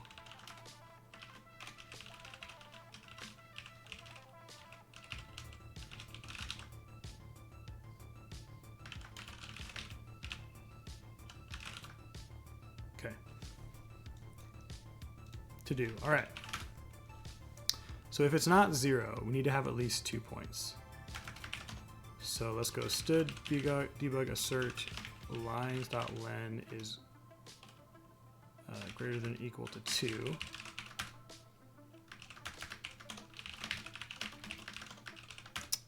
So every time we encounter a line segment, we need to make sure there's at least 2 points. So we'll have a while loop that's drawing each segment. Our offset. So lines of just offset plus 2 is less than lines.len. Every line should start with at least 2 non-lift pen points.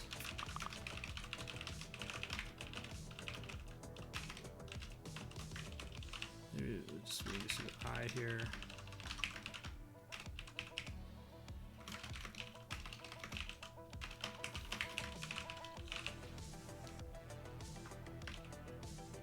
Plus 1.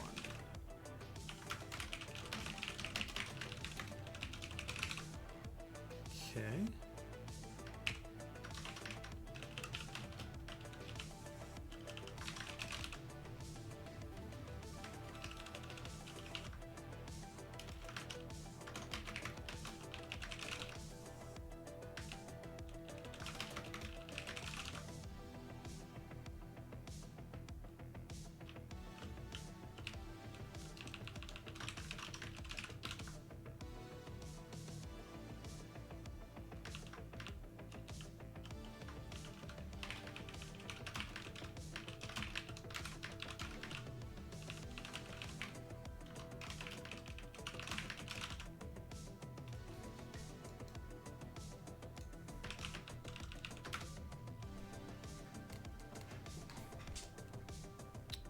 Oh, less than or equal to.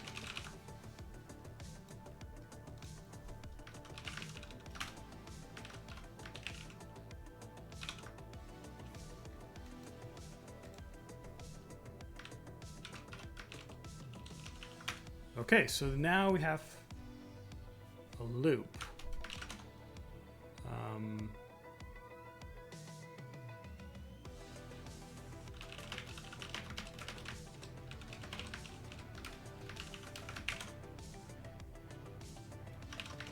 Let's take our polyline.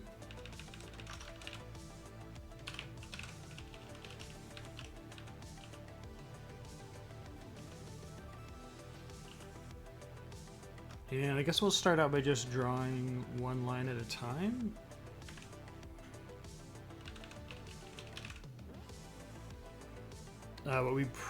What we should do though is we don't have to make it complicated. We'll just make it simple for right now.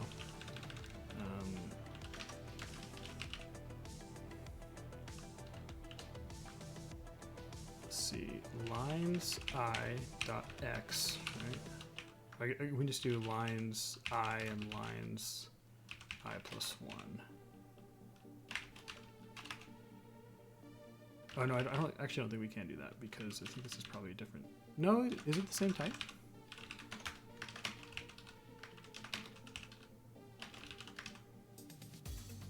Let's see.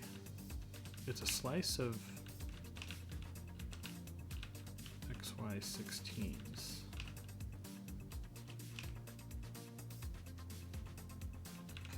Huh, interesting. Yeah, I guess we can do that.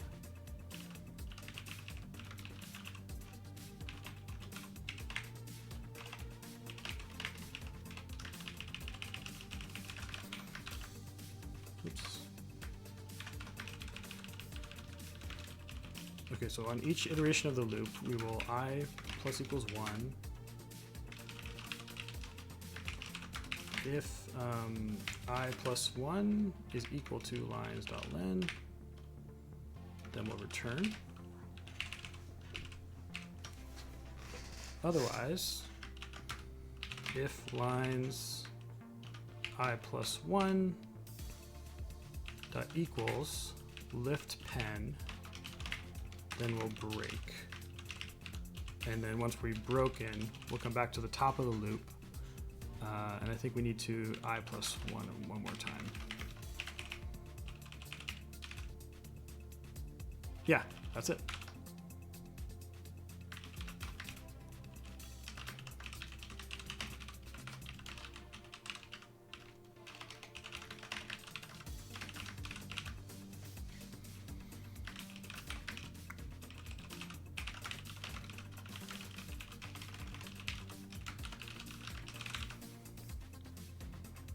Oh, hey Andrew. Yeah, I'm trying to get more into streaming again. It's been a little while since I've streamed anything, but it's something I want to get back into. So yeah, hopefully, I'll be doing more of it.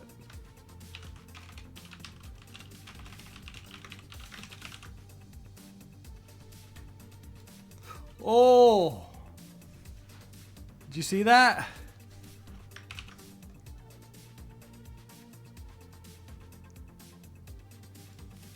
Now when I try to draw a second line, it asserts, but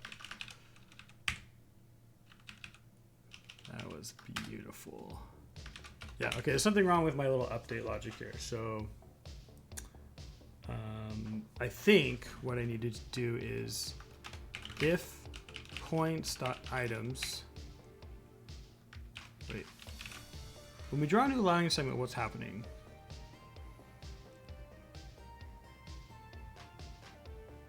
The last position is different. That's what's happening. Okay, so if the last point is equal,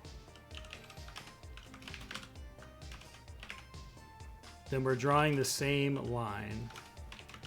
Otherwise, we're starting a new line.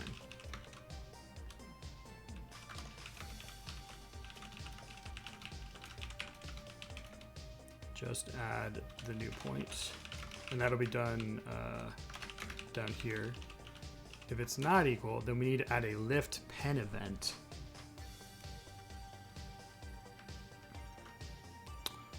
Which will be points.append lift pen.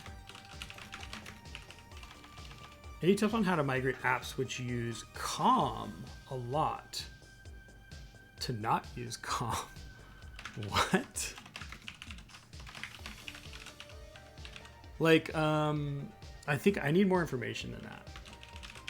Like, for example, I guess like DirectX kind of uses com, but it's not really com. It's like based off of com. When you say com, like Windows has moved to, instead of like using DLLs where you have like a static set of functions with names, they've moved to like a com-like interface, which is more like you give it a vtable, a pointer to a vtable, and then it fills out the functions for you. That's kind of what com is. I don't know. Tell me more. Points.append, and then points.append the new point, which would be, no, the last point is what we need. Last pos. Okay, I think that's what we want. Line. Oh.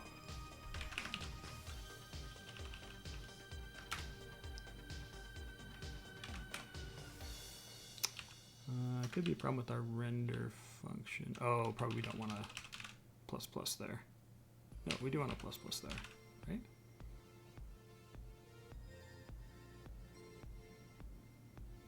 Do we want a plus equals 2?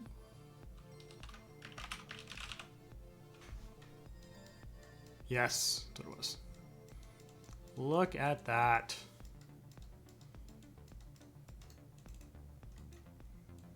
Can we move the window? Can we do this? Yes, we can. Oh, we made paint. We did it. See, we did that. I think I did both of those.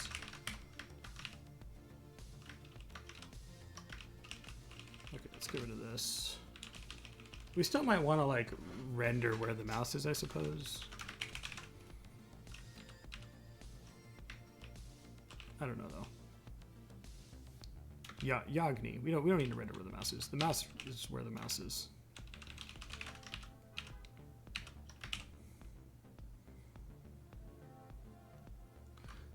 It's a pretty old app, so it uses COM to communicate between different parts of itself, and also to communicate with its sub-processes. But sadly, porting it to Linux is out of the question. It works with Wine, though. Interesting. Yeah, I don't know.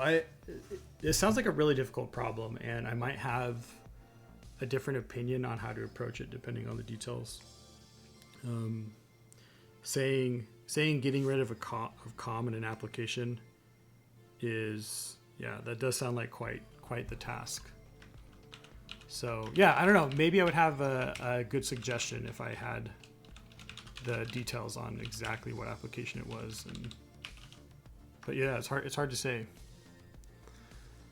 All right, so we need to handle this enter and leave stuff now. So like if we're drawing and the mouse leaves, I suppose it's like kind of working, but what if I let go? Oh, that works. Okay. Okay, what if I like mouse down out here? Okay, nothing happens. Okay, maybe it just works. Maybe we don't even need to do this stuff. Let's just get rid of it. Does it still work?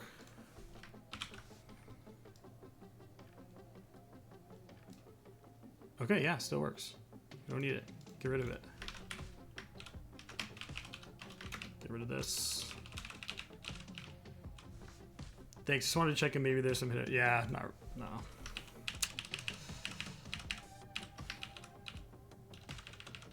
Like some ideas that come to mind is like you could potentially implement those COM interfaces, or like provide the scaffolding. You might just need a little bit of scaffolding to get those COM interfaces to work on Linux. So depending on if you don't want to rewrite the old application, that might be the approach I'd want to try first. Is like without rewriting any of the code, just provide the scaffolding that's needed to hook up those COM functions. Okay, let's go back to our to-do. Where are we at? I kind of want to make a commit, or like get a checkpoint here for where we're at.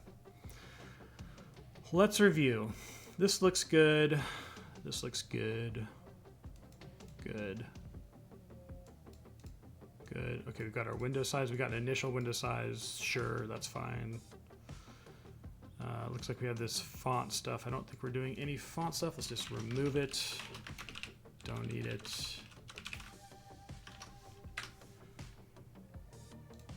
Let's look at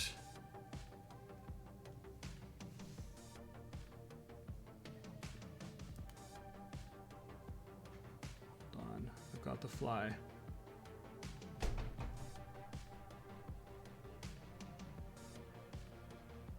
I got it.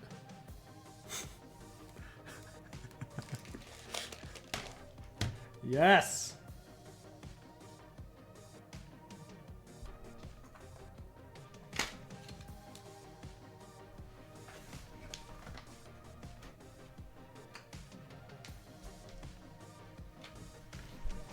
Victory.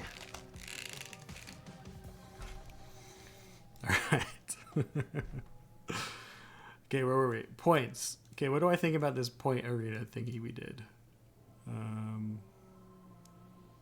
There's no way to clear. I suppose we could add a clear command, but yeah, it just adds points forever. That's fine.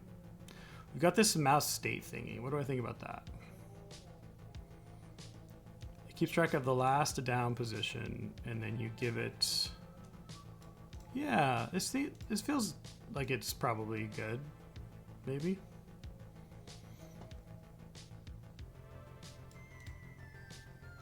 Oh,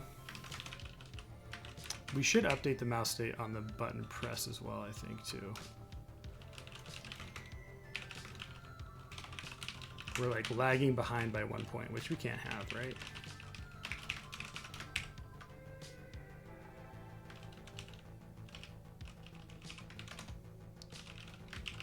I suppose I gotta copy all this jazz here.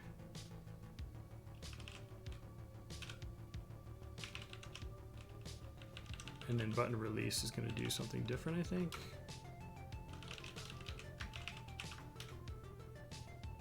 Oh, actually, I don't know if this would be like, hold on. We probably get these events for all the buttons, right? Yeah, all the buttons send it. So we need to make sure we're talking about the right button. And actually, I wonder if it has the same format as the other events. So we may be able to just get the, yeah, it's the same format.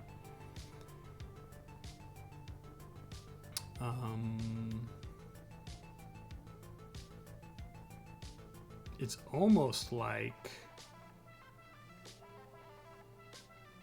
hold on, are these like the same size? Yeah, they are. They are.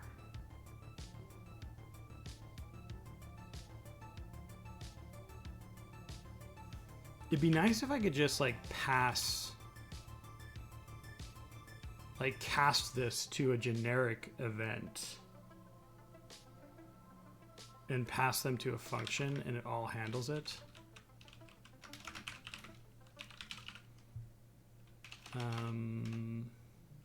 On mouse, let's call on mouse event for a second.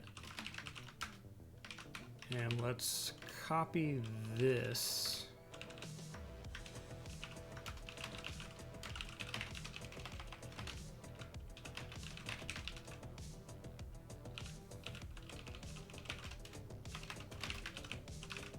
Okay. Need our points.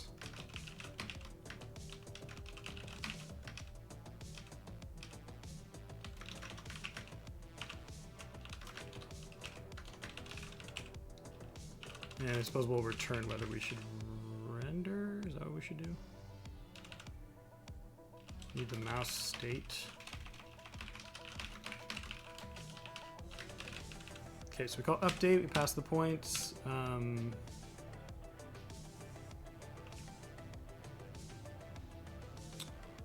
We pass the state of the first button and then we pass the X and Y. Yeah. That should work, right?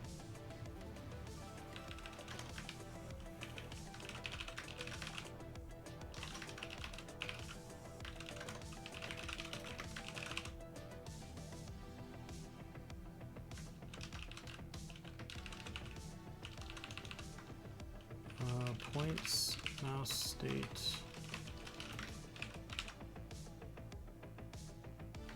and message. Okay, so this is where we need to do like some finagling.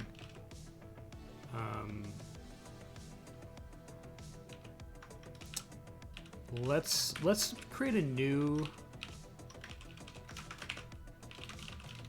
generic event.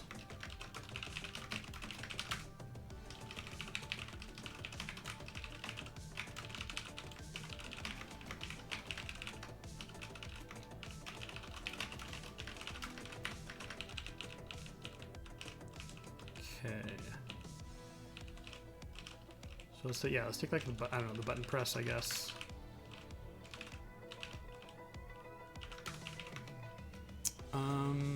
A generic view of many of the X11 events. Cast multiple kinds of events to this in order to handle them with common code. Okay, so this is going to be like flexible, I guess. Sequence. They should all start with, I don't know, do they all have a timestamp there? Maybe. Something. I'm sure that they all have something different here. Okay. So I think what I can do now is if we go to the motion notify, we can do like a as generic.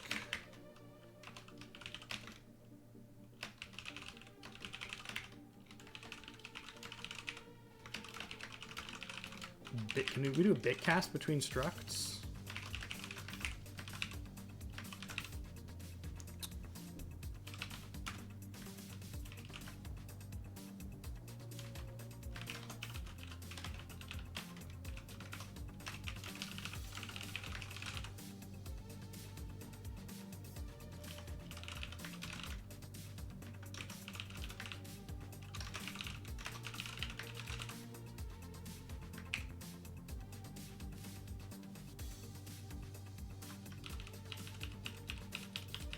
Generic's already an overused term, so let's like use a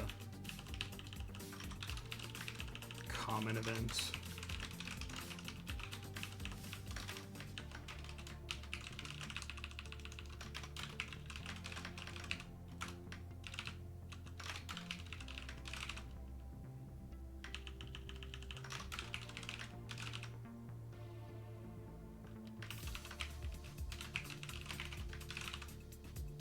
Work. Okay, it does work. Now let's add the button ones.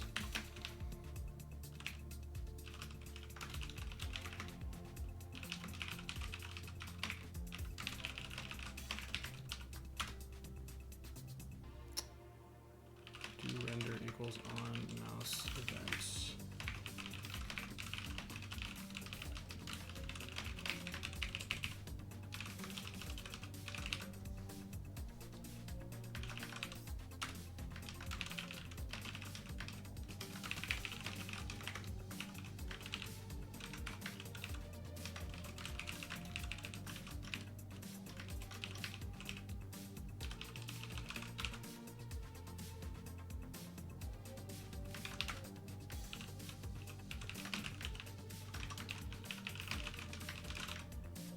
Okay, button press.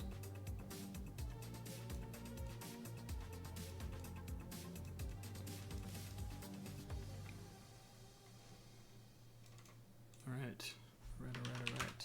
Now what should we do for the button release? I think we need to take the mouse state.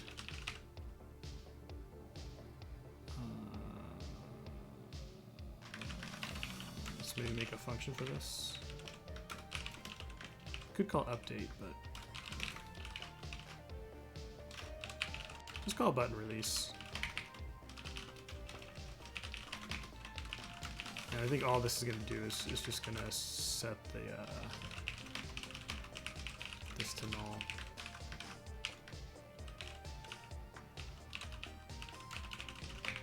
And it can't, I don't think it can possibly change what's being rendered.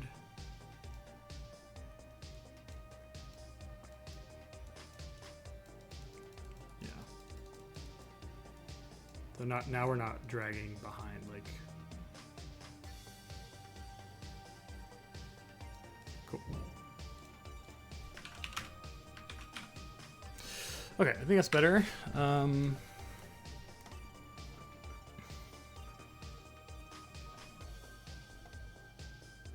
seem like good additions to the library. How does the rest of this example look, though? Okay, we've got our double buffering extension, which I think we need. If you don't have that, it just like flickers, looks really bad. Got black and white. Got our points, we sync. This is where we flush all of our X11 commands right before we read anything. That looks good.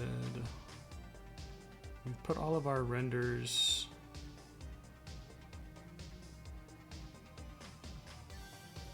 I suppose we could not check for the render on every single event, but it's probably fine. Oh, there's a comment there. Vestigial comments.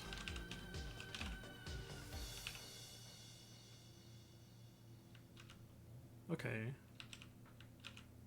I think this is pretty solid. Am I missing anything? Did we forget to do anything?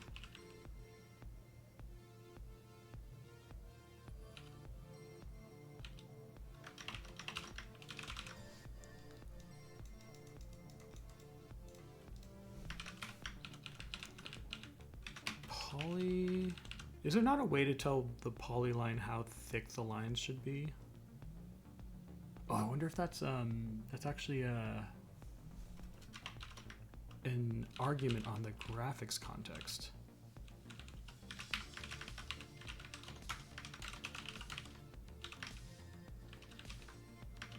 GC options. Line width.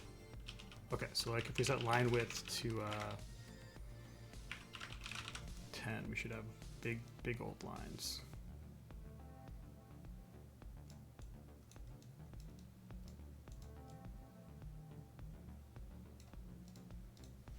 That look really bad, of course.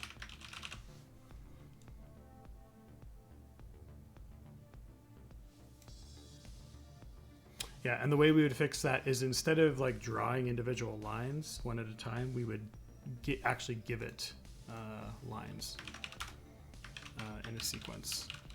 So that might be the next thing here. Draw lines in continuous sequence. Okay, but I think this is good for an initial pass.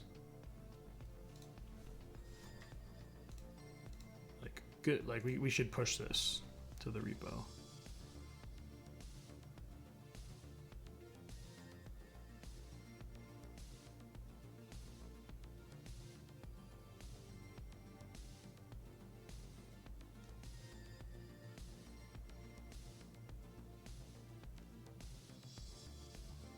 Yeah, this took a minute to like figure out.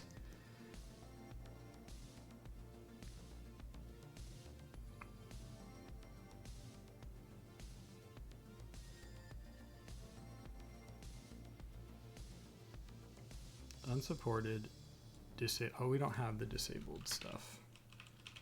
Let's get rid of this.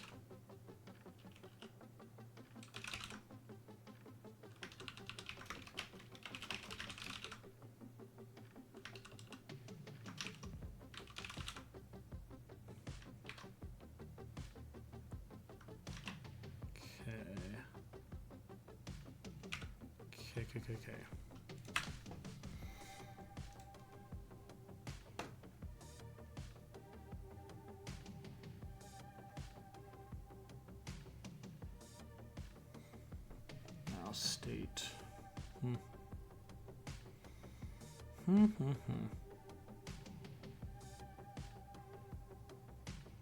Okay, I think it's good. Add a draw example. Let's make sure we didn't break the library. Zig build test.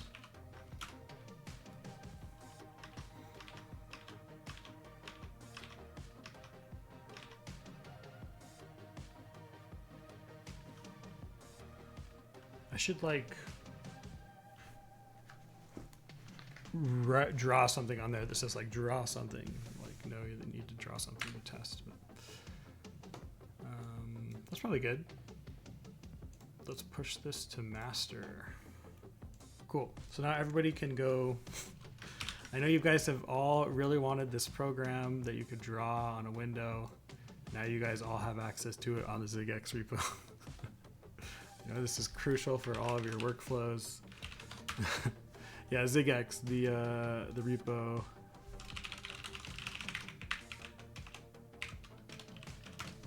Here's the repo here. There's the build.zig, there's the examples. So just download that, zig build draw, and you will have this beautiful window to draw into. But let's go fix this now. So, what I'd like to have is, instead of having like Photoshop, these are shaking. Okay, so what I'd like to have is, instead of like having this polyline message, I'd like to have like a polyline writer. So you like make this writer line writer X11 dot polyline writer equals dot sync equals sync, and then instead of this we would just give it points. One small step for Zig, one giant leap for photo editing. Yeah. Polyline. Is that how this should work? Polyline.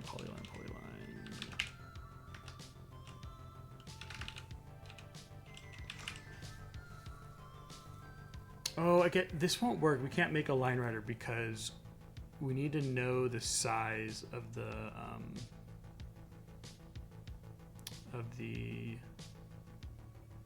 number of points before we start writing it. See you in neurosite. But let's see.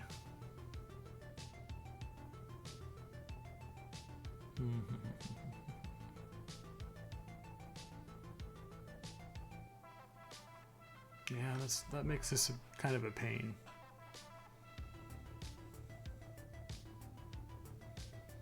It makes it a pain.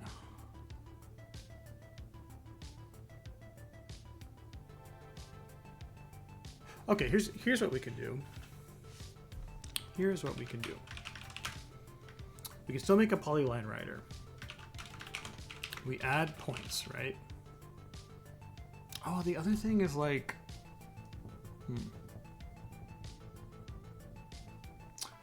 what I was thinking is we could like give it a buffer, or it already has a buffer. It has the writer buffer, and we just say, hey, like line writer dot add points. We add the point, right? And it's making sure to buffer everything. So if we add points and then like the buffer is full, it'll rebase the buffer. So it'll write everything up to the point where it needs to write the number of points that it's going to have. Then it'll continue filling the buffer. Then if you add a point and buffer is full again, it just fires off this as a mess. It like says, okay, we're going to fire off this polyline message, and then we'll do another we'll start a new polyline message and then start adding more points. But now you're going to have two polylines that are separate and disconnected. And I don't think that's what we want. I don't know if that can work.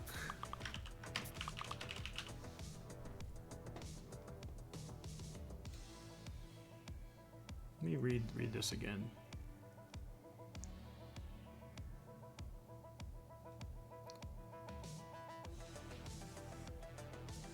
Between each pair of points. Oh.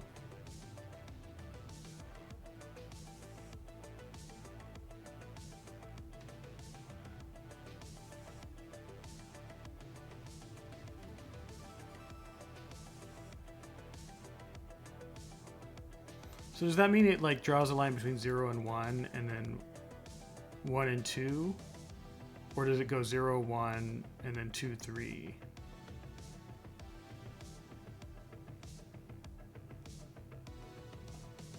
I think that's what a segment does for each.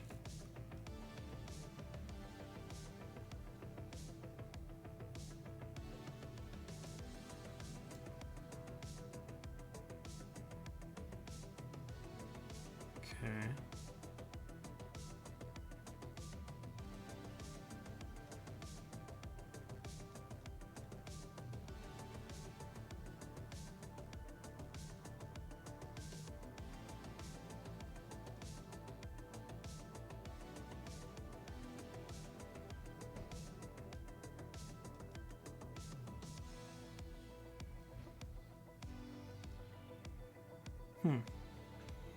It's interesting it's talking about like it only fills pixels once or not.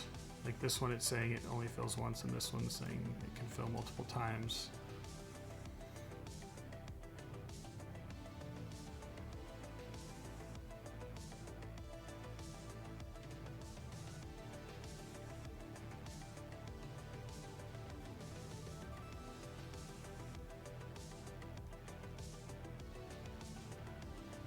Okay.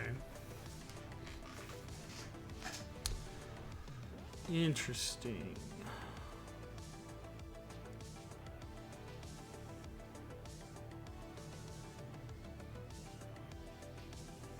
Okay, you know what? No, we can do this. I think we can do this. We can do this. We can do this. Okay. Okay. How do we do this? How do we do this? Pub const poly point writer. Okay. Poly point writer.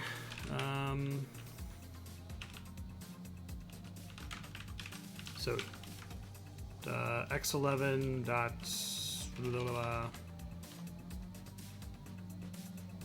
we need to do something like sync dot poly, what do we call it? Poly line header, and that's going to be origin drawable GC. Okay, so that's the first thing we do is we write the header, and then we use the line writer, and we start adding points.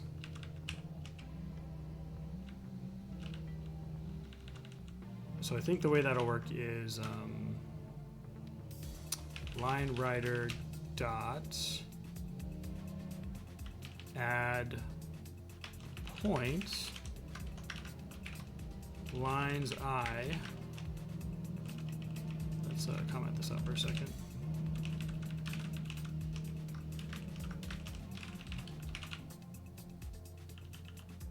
And then I think we'll go into the loop and add the next point like that. Okay, so this should actually compile.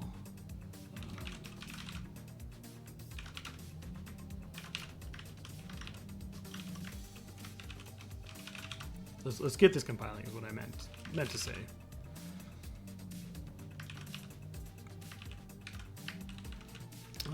Actually, I don't think do we need to pass in the sync? Let's try without it first. We just do it like this.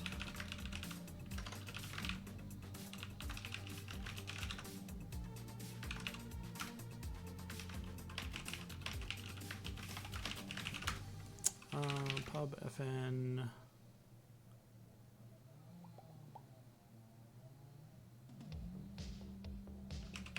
This would just call it point.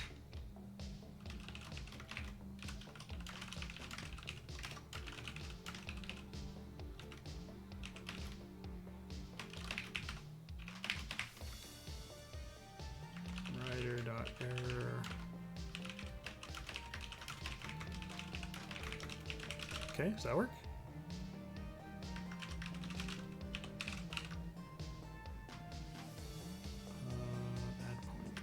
Points.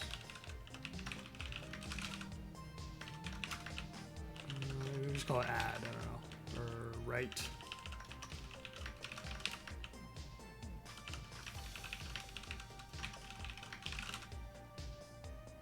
Remember function named write. Why not?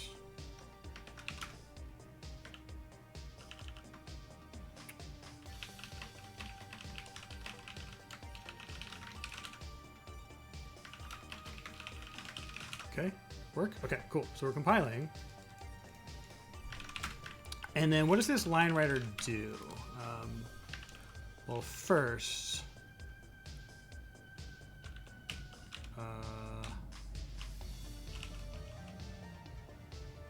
okay, so it's actually going to need to know about the header.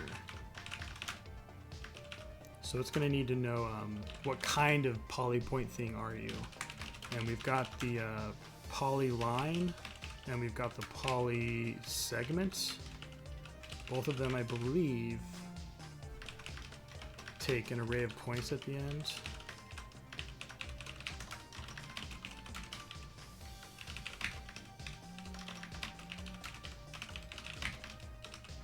Right? Poly, oh, I guess maybe I haven't added poly segment yet. That's okay. Okay, so it's gonna have to write the header. So let's not use a defer. Let's go line writer dot, not flush, but like finish or cap end. It's not a line writer, it's a point writer. It's a polypoint writer.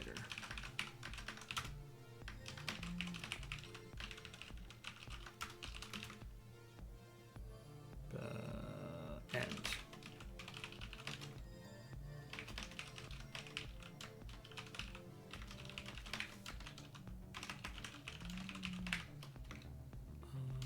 Writer.error.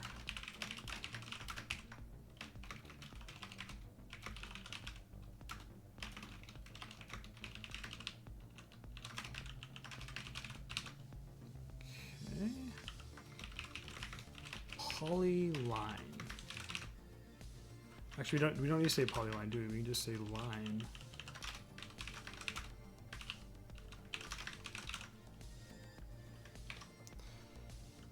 Okay, so this isn't doing anything yet, but now we can try to implement this. So how is this going to work?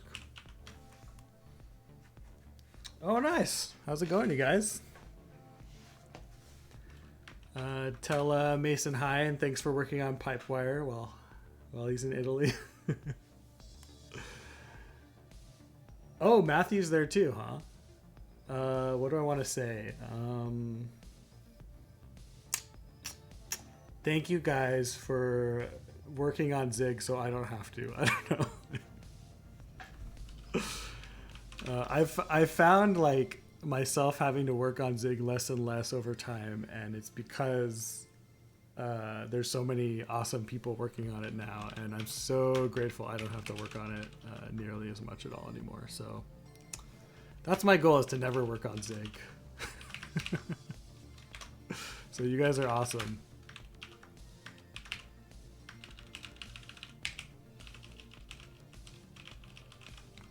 Okay. This I'm gonna have to brain really hard for this next part. But basically the idea is that this writer is going to utilize the underlying writer buffer. Any hot take? I wrote a post, Loris. Maybe you saw it, maybe you didn't, on Zigit. Because I basically just finished integrating the new reader writer into ZigX, which is what we're using right now. And I kind of like gave a couple of code examples of the differences between the two. But oh my gosh, it solves so many problems. Like the std format, for example, probably most people don't know this, but std format would calculate the size of the entire message. So it would basically go through and call all your formats one time, throw like, you know, without serializing, and then it would call the actual format. Well, this is if you're like doing an alloc print or something.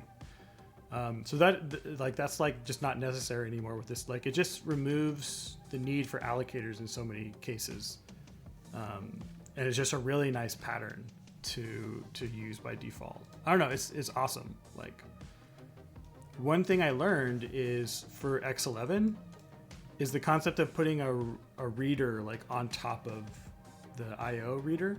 So for X11, I have a custom X11 reader that's like aware of X11. So I was like, this was like an approach I wasn't sure if it was going to work well, but I think it ended up working well. And I'm going to use it for like dbus as well, I think. But you can see I have a source here, and it's got a reader and a state basically. And so it knows, okay, are you setting up the X11 connection? Are you reading a new one? Are you reading, there's like 4 or 5 states. So now instead of like allocating the buffer for the reply you're getting, you read the first part of the reply, this state gets updated. And then if you like don't finish reading it and you try to read a new one, it's going to tell you, it's going to crash and be like, hey, you didn't finish reading the message. So that was kind of what I wanted to avoid, was those types of bugs. And that's what this like basically solves. So yeah, I don't know. I'm still like getting familiar with it and learning it, but I'm very happy so far. That's not a hot take though. I don't know if I have any hot takes yet.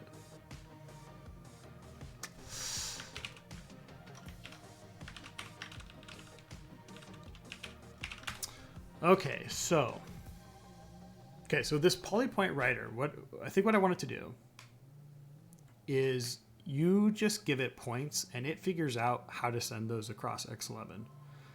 So I think what it will do is it'll take the size of the write buffer and it will figure out how many points it can fit into that buffer. So as you're adding points, it just keeps adding it until the buffer's full. And I think write has the concept of rebase. Because if the buffer gets full, instead of like capping off the current, we could do it 2 different ways. Maybe we should just cap off the current poly line message and start a new one rather than rebase. Yeah, that might actually be better. Yeah, okay. I like that better. Let's just do it that way. Let's not worry about a rebase. Okay, this is going to be hard though. So we need to track how many points. Point count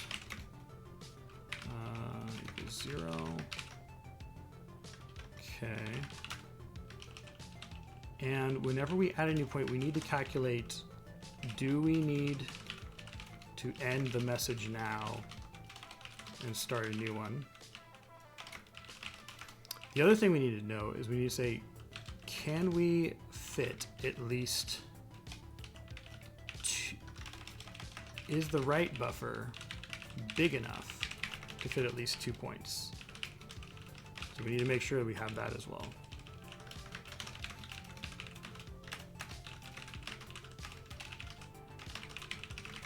And that's going to be what? I don't know. Polyline.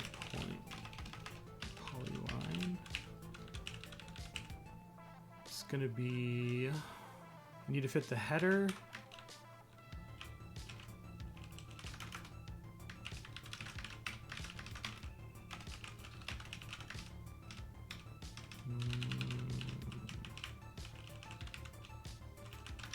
The age-old question of where to put code.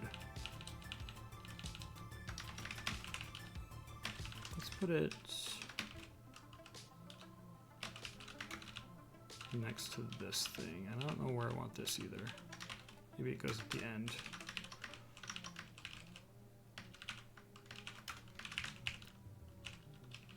Okay, so you need a header. That's 2 bytes, 4 bytes, 8 bytes, 12 bytes. Which point is 4 bytes? Okay, so it's just 12.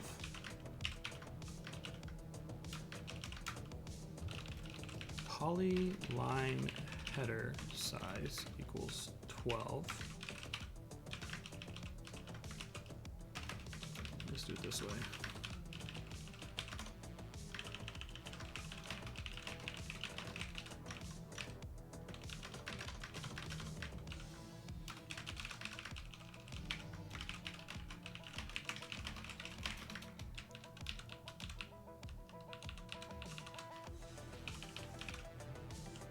Okay.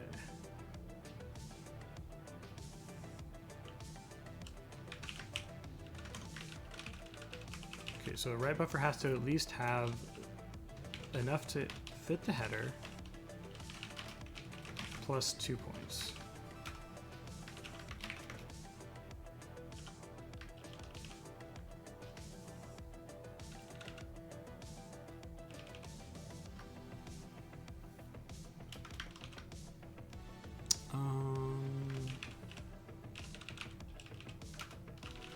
Maybe I just make a point size.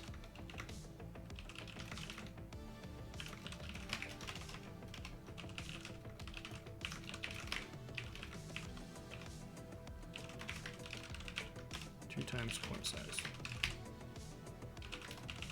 Okay. Buffer must fit at least the header and 2 points. Okay, beautiful. Okay, so now when we add a point, we need to start writing into the buffer without flushing. And that's not a concept, that's not a thing I've done before.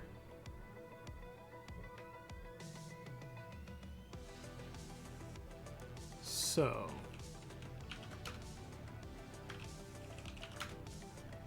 let's make a state. Initial state means we have not written the header. We've not added the header to the buffer. Otherwise, we have added the header, and we've added a certain number of points. Header written. And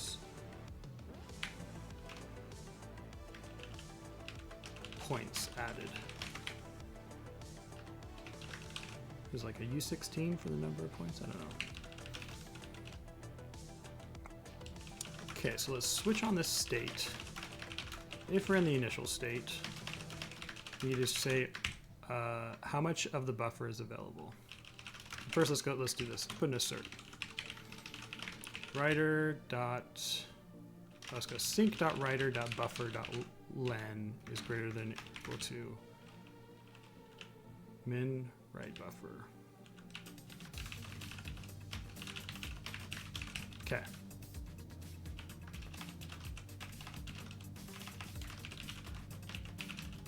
To do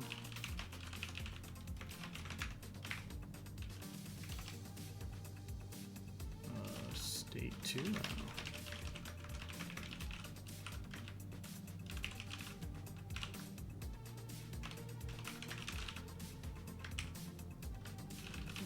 State.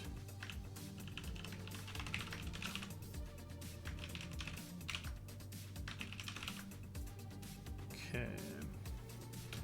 Build state. Yep.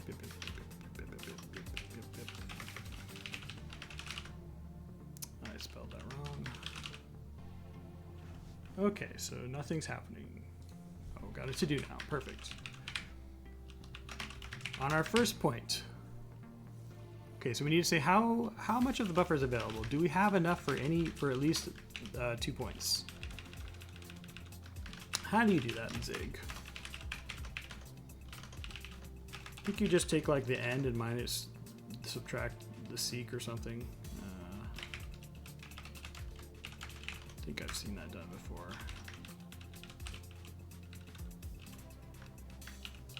Or there might be a function.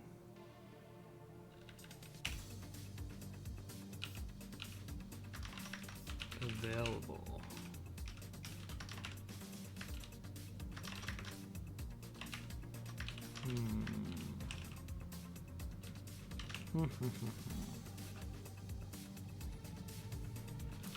Const available equals sync.writer.buffer.len minus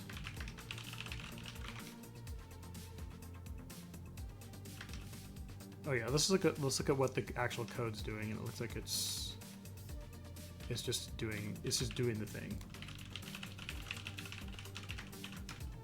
So if available is, let's do the common case first. If it's greater than or equal to our min buffer size. Let's see, we don't really need to say write buffer, do we? Let's just call it min buffer.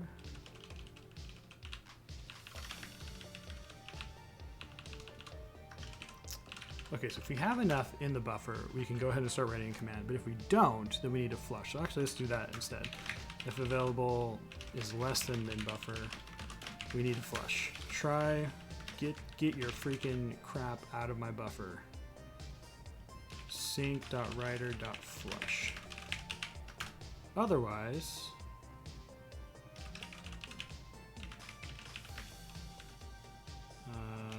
okay, so we have a assert up here, so I guess we need the assert again. Otherwise, let's start adding to that buffer.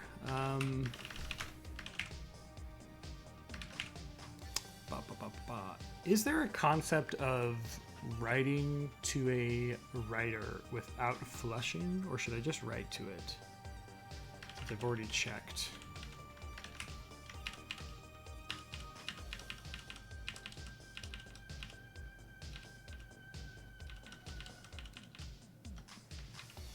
See, is there another equivalent of what I'm trying to do? Like, what does write do?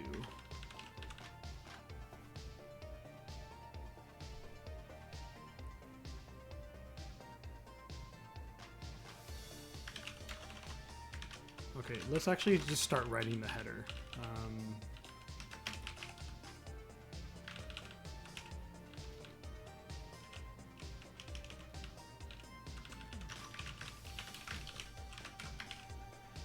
Okay. So here's the question. We don't know how long the message length is yet.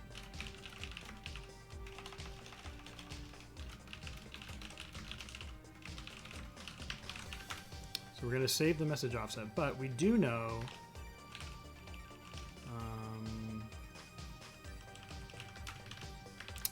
coordinate mode.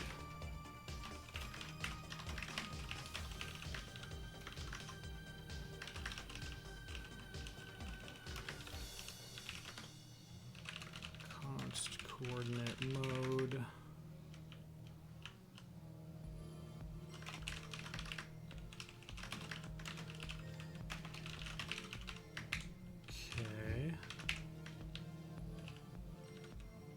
So we need to know the coordinate mode. Coordinate mode. We also need to know the drawable.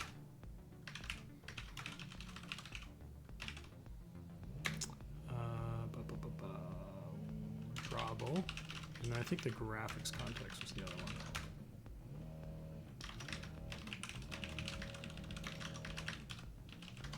Okay. Okay, beautiful.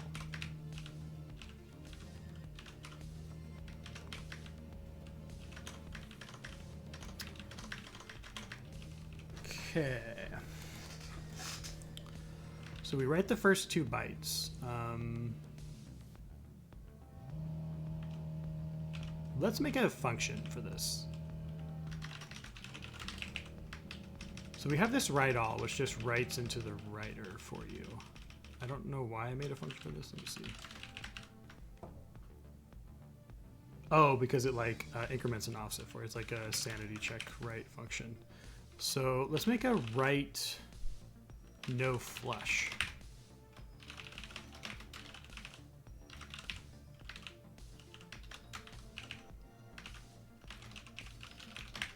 And it can't return an error. So we're going to assert writer.buffer.len minus buffer.end has to be less than or equal to that. Then, is there already a function to copy? Oh, let's just do it ourselves. Mem copy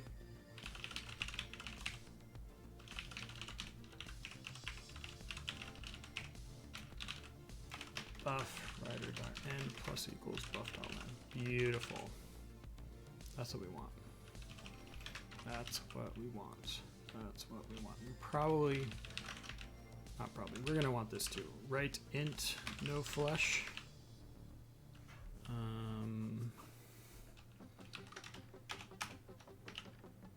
No error again.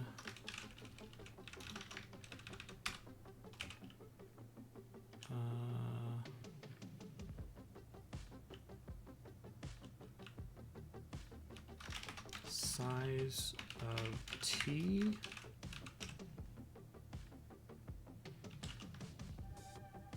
Actually, isn't this just gonna call write all no flush with stdmem as bytes? Int? Maybe?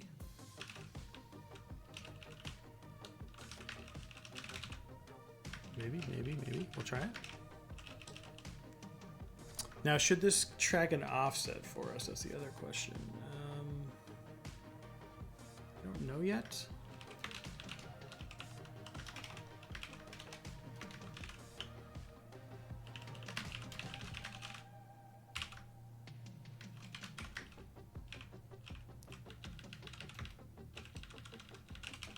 Let's just get this compiling and see how it works, how it's looking. Coordinate mode. I can spell. I swear.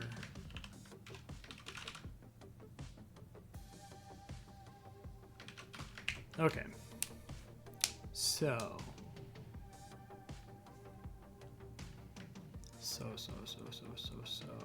Let's get rid of that for a second.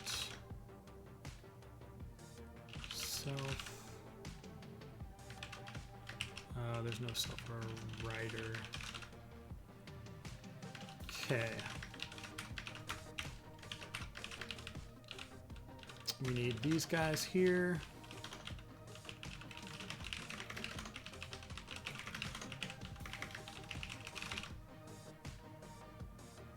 No member named end. Yeah, right.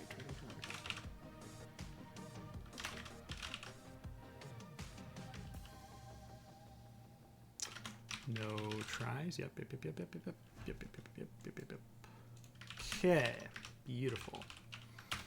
Okay, so now we have the offset. So const len offset equals sync.writer.end.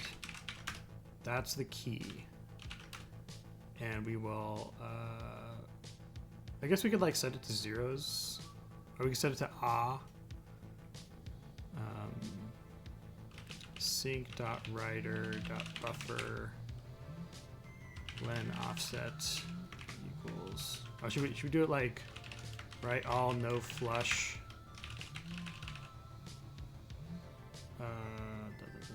write int no flush, and just do like a U16 undefined Is that what we should do? Is that the Ziggy way to do it? Okay.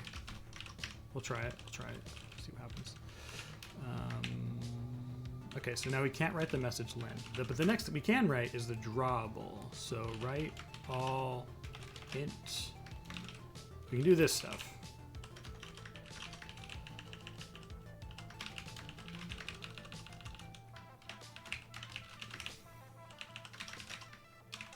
Okay, and then we don't have the points. Yeah. Okay, we're done. We're done.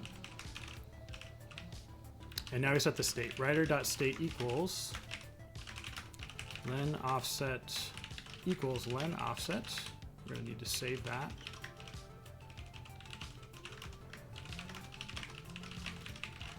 So we can write it at the end when we're ready to flush. Okay.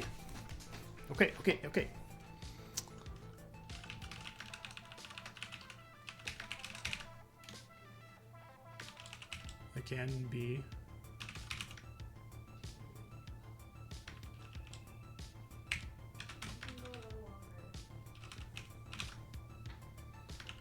Okay. Let's see, writer dot state. No field name len offset. I thought I just added you. Len, you're right there. Oh. Dot header written. This is gonna work out, I think. I think it's gonna work out. It's gonna be okay. Points added equals 0. Okay. Cool. Wait, why aren't you throwing up horrifically? Because I need a panic. Okay. All right, so now that the header's written, there's now a new decision to make. The question is can we fit the new point into the buffer or not? So we need an available again. We need an available in both cases. Maybe we just do it up here.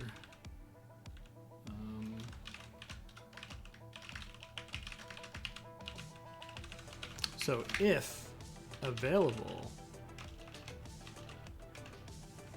is greater than or equal to point size, then we add more points. But if it's less than, then we need to flush and change our state. So let's add a panic to do that later, and let's do the first case that we're going to hit, which is this one. And in this case, we will what will we do? We will just add the point, right?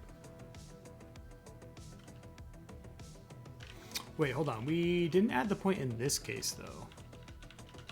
I think we need to do this, and then we need to write int no flush.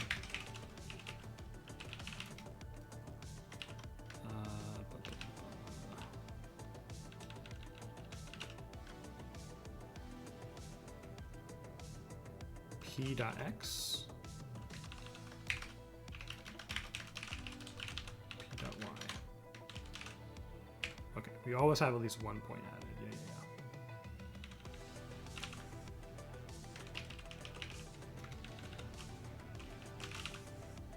Okay.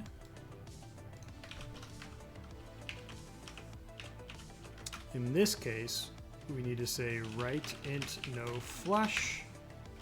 Sync.writer. We just need to do these two things.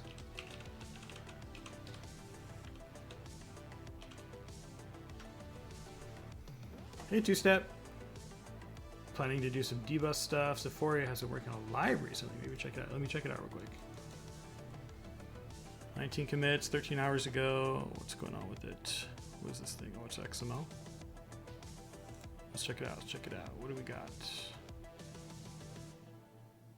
Generate common response signature tokenizer, dbus endianness, dbus version, write, So he's got a dbus writer. Okay. Dbus reader. Yep. Okay, this is just tracking the positions. Signature tag. Yep. Okay. Dbus header. Allocator. No. Get out of here. We don't want that. Here's where I'm at with dbus. So we got an example, and this basically sends in a hello message and reads it back and prints it to standard out. And I don't think this has any allocators now. Yeah, no allocators. This kind of goes back to what I sort of talked about in this post, which is instead of using an allocator, create structured readers. In fact, somebody opened a pull request to this repo last week where they tried to add in that allocator. Look at this allocator. No allocators. Get out of here.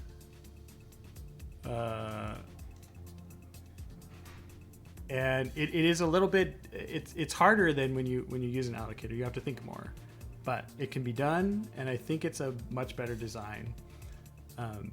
And the proof of that is like when you take out the allocator, you're allowing you're removing a copy. Like the client isn't forced to read the data directly into memory because they may not want to.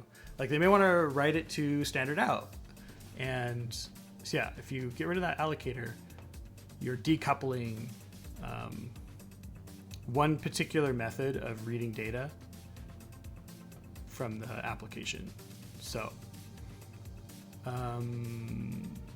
yeah, but cool. Metal Azul, hi. Welcome to the stream. All right, so we've got to write an int here. Build that. Oh, I think we need to. Actually, do we need to keep track of points added? Maybe we don't need to. Yeah, I don't think we need to actually.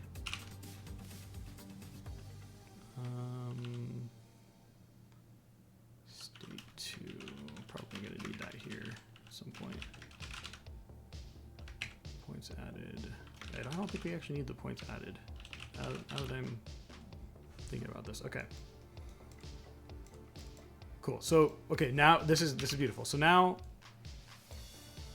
we're filling up the buffer, and we're getting to our new case where we've filled up the buffer. I don't know why Faye's using allocator. I think he's been using dbus in his window manager. Yeah, I think the allocator strategy is a valid one. I was using it in ZigX before this week. Yeah, we're doing some Zig dev. Right now we're making a little drawing application. I'm going to be reusing this code in the Tuple for Linux app that I'm working on for my day job. So yeah, right now we are writing we're coding up a writer that lets you send points to the X server to draw a bunch of lines without needing to give it like an array. Like you can just say, hey, add a point, and then it will create that X11 message for you. I think I can just comment this out actually right now. Just kind of show you what the application is doing. Just do it like this. Did I like comment out stuff? Oh, it's because I'm writing stuff. Yeah, there we go. So that's what it should be doing. So we are improving this, so you don't need to give it the full array of points. You can just give it 1 point at a time, and it'll just work. Okay. So our writer is,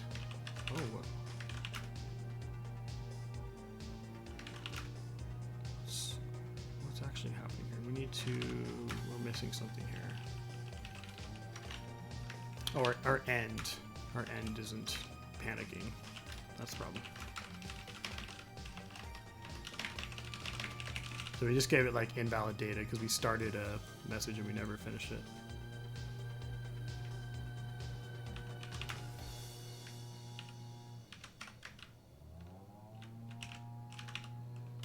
Okay, now what's happening? Writer.write. Oh, it's because of that. Okay, that should do it. Now we want to get to our end. Okay, why aren't we getting to our end? Oh, because we're returning, we're not breaking. Okay, so let's call this segment block. Let's just call it block segment. I think that's segment. Let's try that.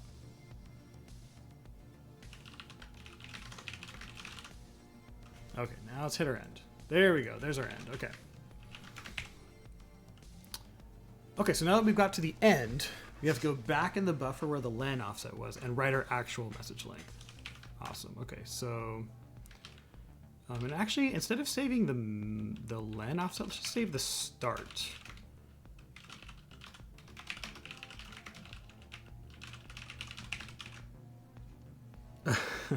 I'm actually using Emacs on Linux, which is sending it to Windows.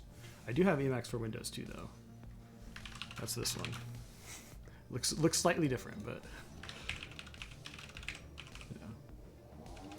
I was writing a library to read map files for game bar. The files contain headers with offsets to multiple blocks of data, so I need a writer to be able to jump around. Currently, I accept stdfs reader, but it's kind of overkill for its memory parsing. I need to think about that for a second, Andrew. Files contain header with offsets and multiple blocks of data. Like it sounds kind of like a binary format, like elf or cough. So I need a writer to be able to jump around. Wait, but you're reading data. So what does the writer have to do with the file you're mapping into memory? I need to learn more, Andrew. Okay, so we'll save the start offset instead. I think that's a little more straightforward. View size.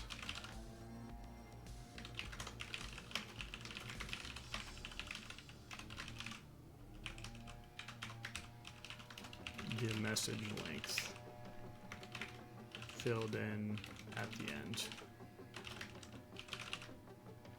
Oops. Okay. So now let's go over to here to the end and let's fill in the message length. So it's going to be switch writer.state. So if we have not done anything yet, if we're in the initial state, I think we can just return. So state s.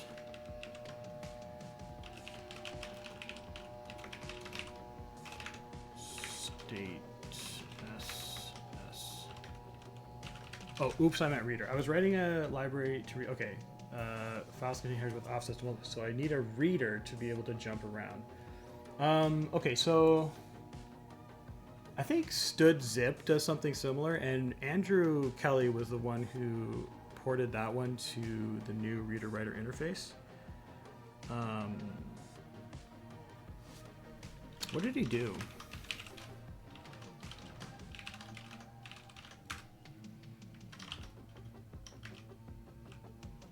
He takes a file reader.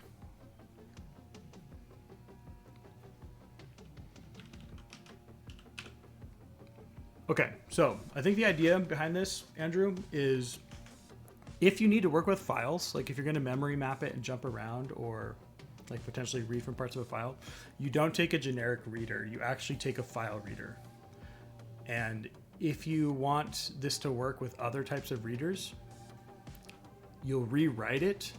And this is a good thing because if your implementation is taking advantage of things specific to files, it's going to be written differently anyway. So I think that's the idea behind this change, is that a generic like reader interface isn't what you want. You want a file reader interface. Map dev SFM formal. Yeah. Yeah, so I think that's the answer though to your question. Is just use a file.reader. Cool. All right. So in this case, we have written the header. We've written a number of points. Now we need to finish off this message and flush it. So how do we do that? We need to write the message length. So we need to go back into the writer's buffer and update that value. So that's going to be something like, do I use the write int no flush? No. But I can go look at this and see. I think we just need std write int writer. Oh, let's do an assert. Std debug assert writer.buffer writer.end is greater than or equal to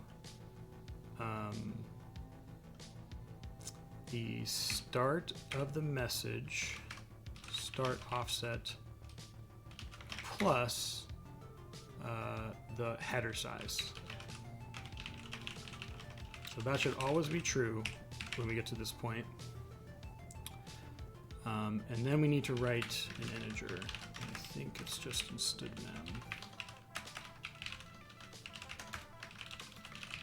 int somewhere in here.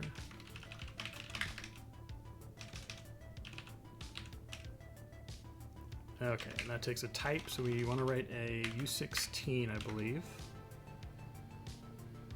The buffer, so it's going to be writer.buffer s.start offset. And then the value, and then the endianness. So you need to calculate the actual message length, which is going to be writer.end minus this, I think. And then you divide it by 4, or you bit shift it by 2 to get the actual length. And we'll int cast that. Actually, I'm seeing a slight problem, and that's we have another limit on the size, and we can't add so many points that we exceed the size of a U16 on the length. I'm trying to get my camera to work on Linux. This might be too much, but I do have an X11 application that will read from your webcam and show it to you.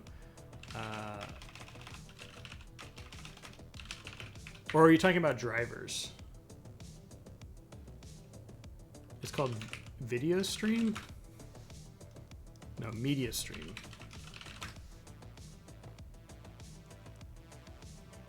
Can I run this right now? I'm not gonna. This is okay. Last year I updated it, but oh, it's a driver issue. Okay, this isn't gonna fix the driver issue. Never mind. I should go back to that and update that project. Okay, so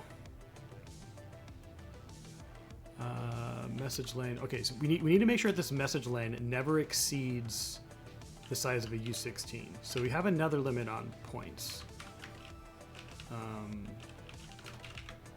To do limit the number of points so that the message length doesn't exceed a U16. And we calculate the message length by taking the end minus the start, or writer.end minus state2.start offset. And then we have to assume that we're going to be adding a point.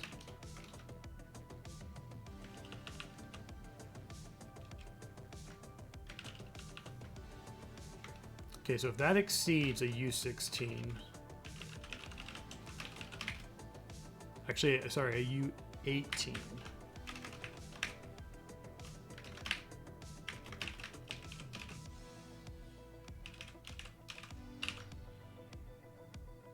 Beautiful, beautiful, beautiful. You're on Arch. I'm trying to learn how to modify kernel modules. Modify kernel, like, you mean install them or like write one?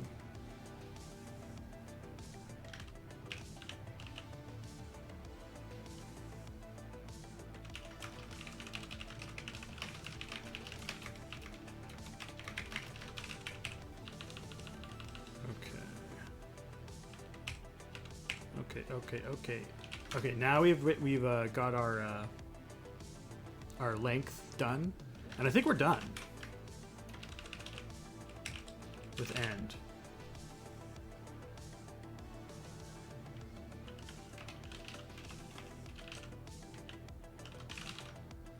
It seems like I already solved it on a different branch. First, it accepts IO reader and parses the header. Okay.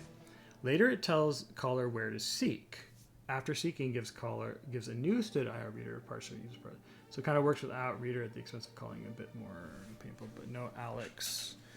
Okay, cool. Yeah. That just from your high level description, it sounds like that could be a reasonable way to do it.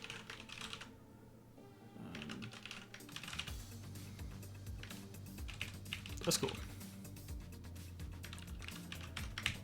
Okay, what's going on with sync? Why? Oh, okay, we don't need the sync because this is never writing new data. It's always okay, you're talking about modifying a kernel. There's a patch on GitHub that pretends to solve. Okay, but you're on Arch too. I'm not an Arch expert, unfortunately. Otherwise, I would happily help.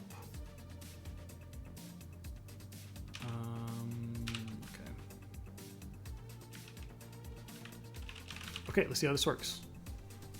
You don't need the sync, and this also won't need a try because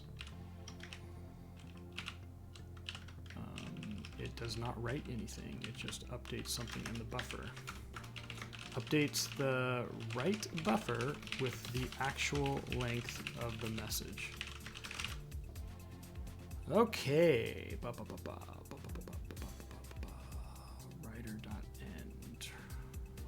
Oh, I actually do need. This is the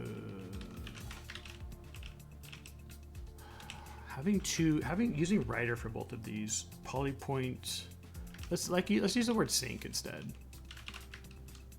Although I bet at some point the standard library is also going to switch to sync. then we'll switch it back to writer.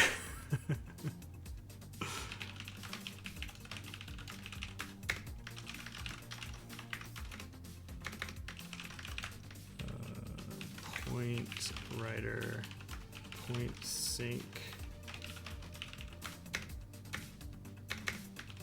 Okay. And then instead of writer, we'll call it a sync. Sync.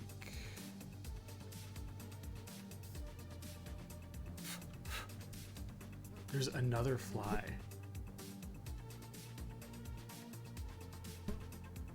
Oh my gosh. File reader is what I settled on too in my 15 upgrade. Okay, cool. Maybe interesting. Zig's fuzzer does similar with mmapped file. Yeah. Yeah. Okay, let's call this writer buffer. Let's just pass in the buffer. And let's go sync.end sync.writer.buffer. Okay. Writer. Oh no, we need the actual writer. So we'll go. Let's call this writer 2 because we're in the middle of a rename. So let's go sync.writer. Okay, this one should be the writer 2. This one should be writer 2. This one should be let's also do one of these. Writer 2 as well. Okay, what's wrong with this? I need an endianness. Wait, isn't there like a? I think Megan opened that PR to add like a .native, right? Is there a dot native?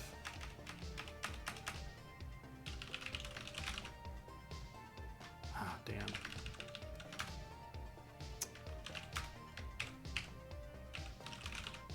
Maybe it didn't get accepted. That was a cool idea. What's wrong with this? We need to change this to sync.writer. Oh, okay. Okay, so we should be doing this until we panic. Yeah. Okay, now we filled up the buffer, and then we need to implement the flush. Try sync.writer.flush. And then we need to change the state to back to the initial state. Wait, no, we don't want to flush yet. We want to end. Sync.end. Then we want to flush. Then we want to change the state. Oh shoot, now I got two things named sync.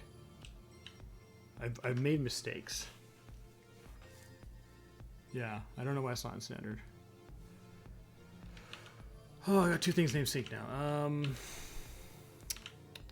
What do we want to call this? Polypoint writer, polypoint sync. Okay, let's just call this the point sync.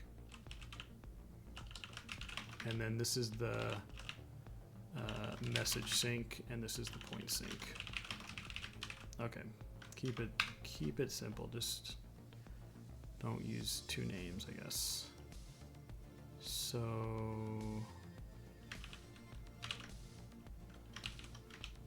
let's do a sync.writer replace with message sync.writer.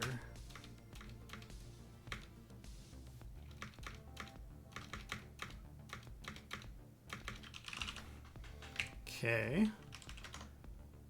And then point sync.end. That'll write the size of the message that needs to be written.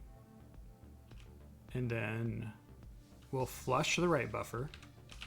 We'll change the state back to initial.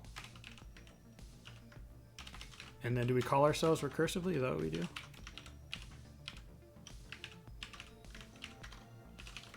Return point sync.write message sync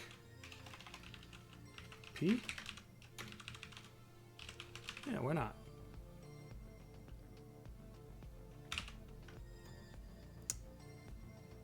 Is that what we want to do? I don't know.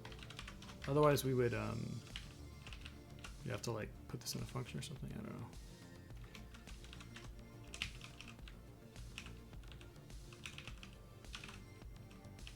know. Okay. Now I think we're almost done. We're finally going to see lines again. Want to see those lines, those beautiful lines. Sync. Sync.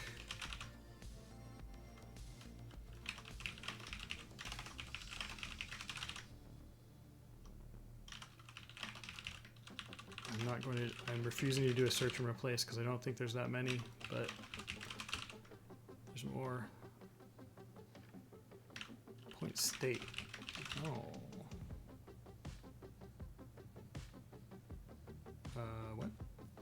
Expected type writer.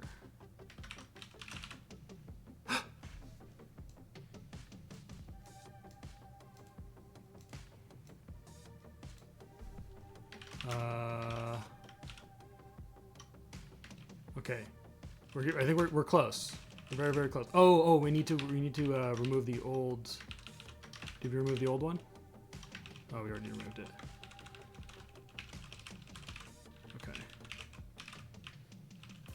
Okay, we're past. I think we're past the point of no return using the new thing. Oh no, we don't need to write the header. No. Okay.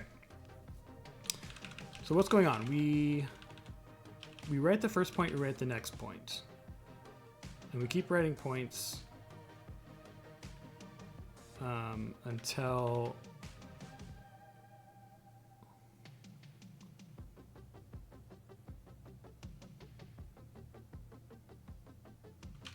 This loop looks a little bit funky to me, but I think it's right. Okay, what did we do wrong here? We've got...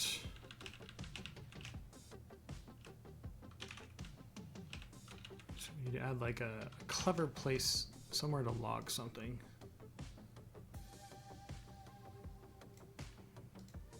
Okay, it's like it's not...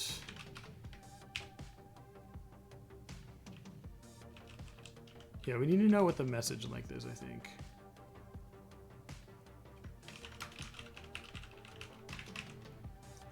Is this right? The message length?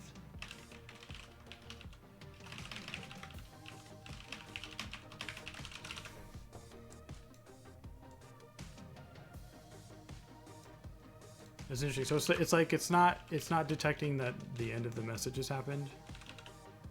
Oh, I found it. This needs to be +2.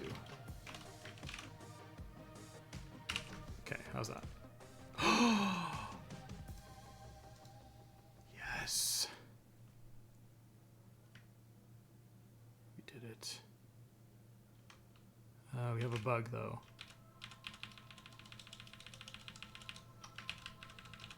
Okay, so we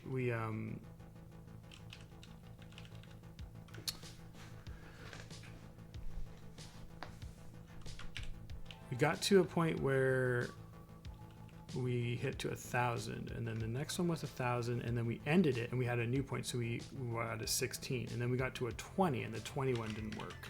16 worked, but 20 didn't work. Why is that?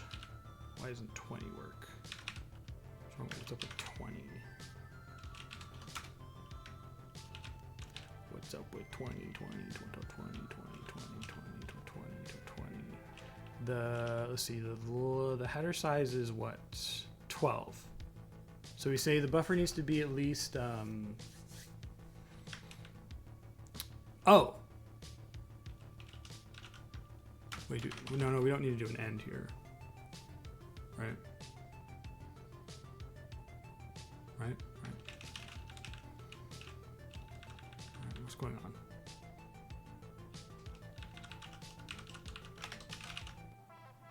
Why is that called state 2 instead of just state?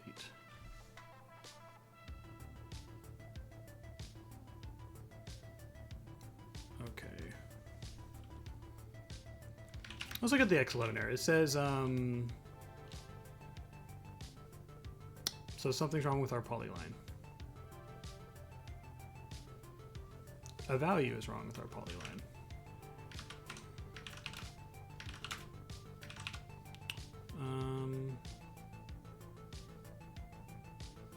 I bet you were like, hold on, we're not.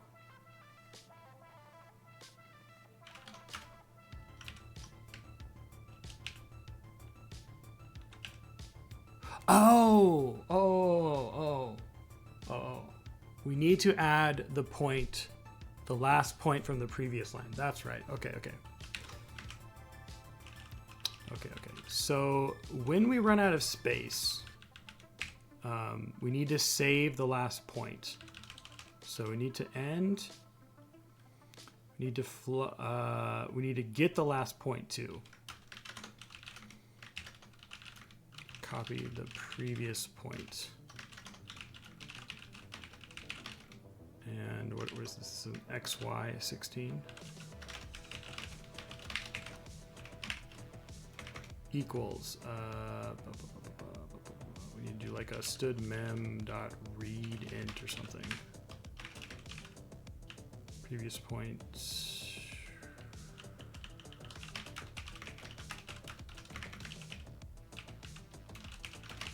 Okay, so we gotta get X and Y there. Then we end the message. Then we flush. Then we need to write this previous point.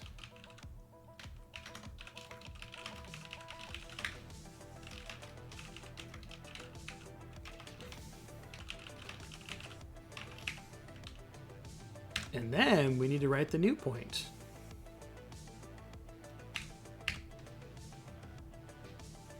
So then we don't even return. We just do that.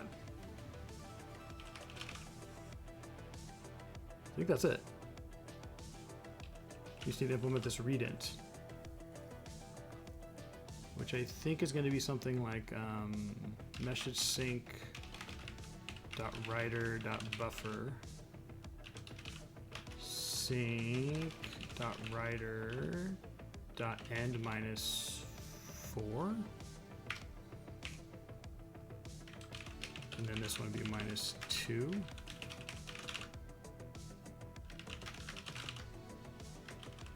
And we need native endian.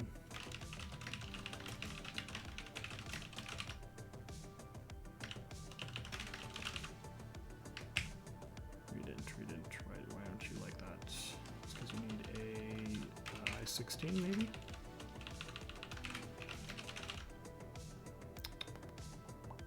Expected const 2, yep, 0.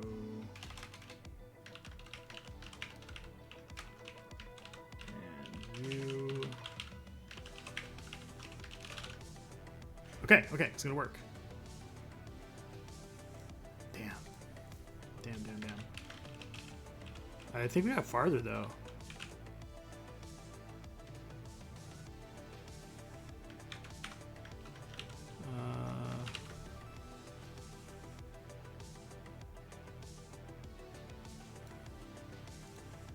Let's see.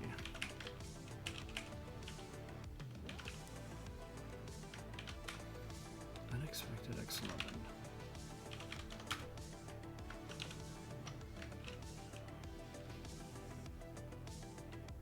What are we doing wrong?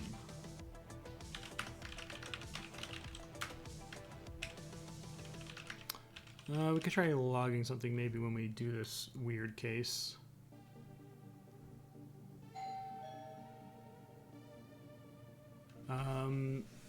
Somebody's at the door. I'm going to be back in a second.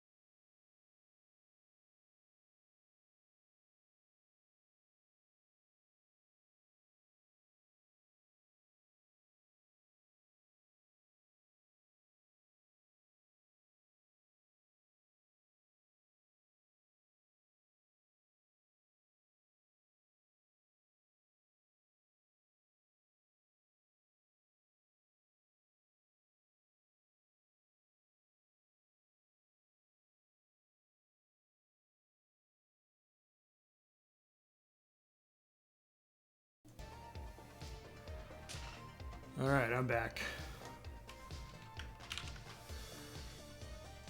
All right, we're so close. Oh, look at that.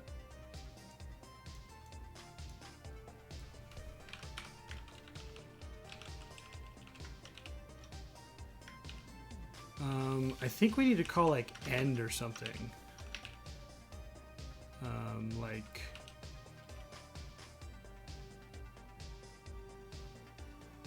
somewhere.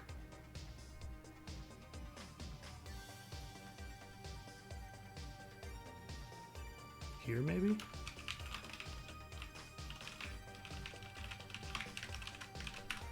What happens if we call end and we haven't added any points? Nothing, okay. Okay, what's that do?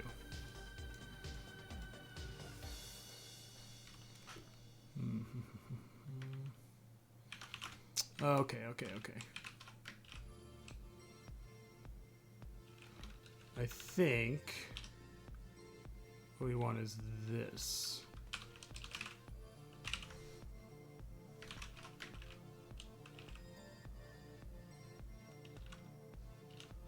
So if we do that though, we'll probably have to do point sync.end.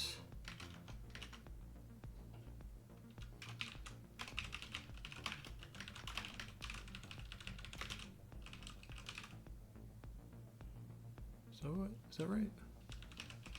Let's try that. There we go. There we go. Okay, we still have a problem though when we reach.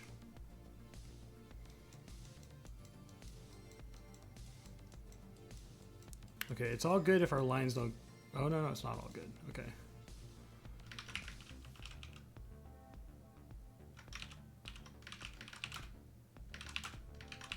Where's that? We got a bug somewhere. What is it?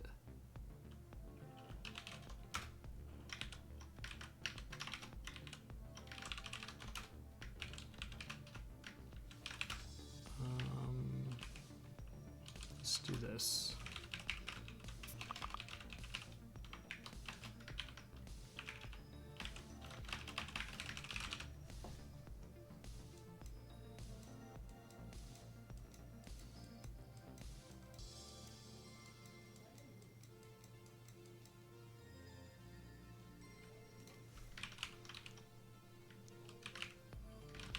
Maybe let's also add one.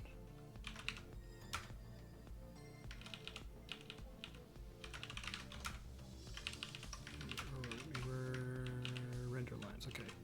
So this is the start of like the entire render lines, and then we'll log something when we get to the start of one line.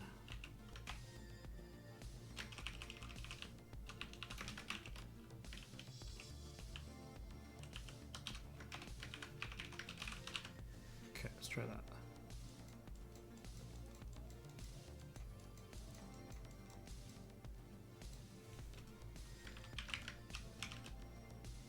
Okay, it's on a 24. Is it always at 24? Is that the problem? It is always at 24. And 24 would mean that you have a header, which is 12 bytes, plus. What were the lengths again?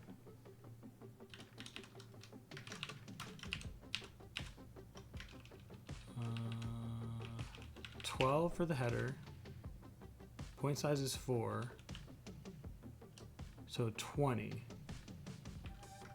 So if you have 24, it should be fine, right? What's wrong with... Doesn't like 24 for some reason. Doesn't like 24.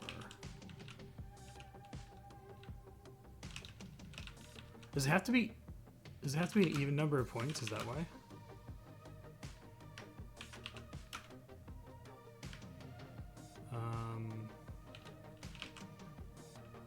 Is that why? Hold on, let's go back to the funky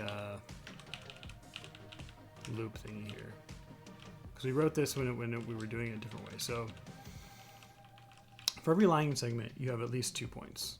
And we could do it so let's just do it really simply. Oh, okay. Give me another 2 minutes. I'll be right back.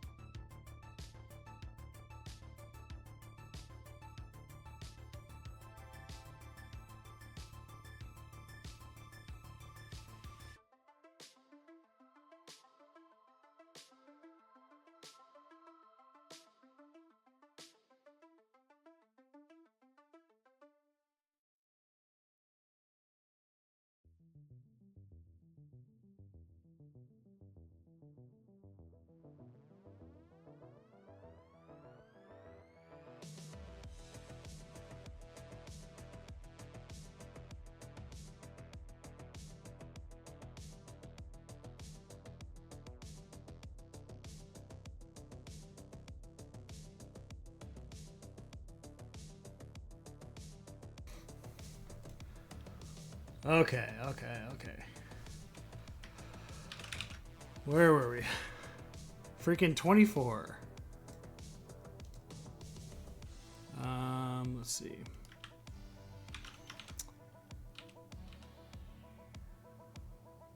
So divisible by 4, is that... How do you check if a number is divisible by 4?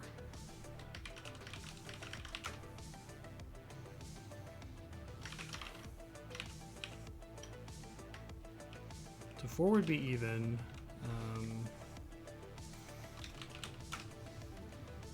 Oh, these two are 4 apart. So it's not that the number needs to be even.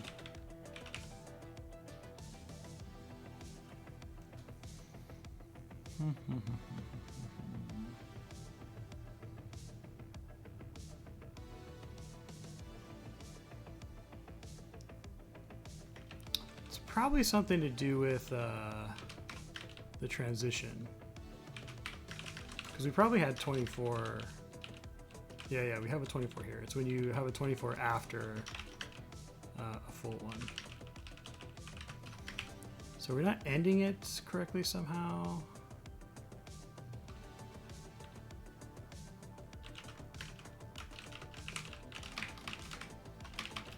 Is it just this one use case that's failing?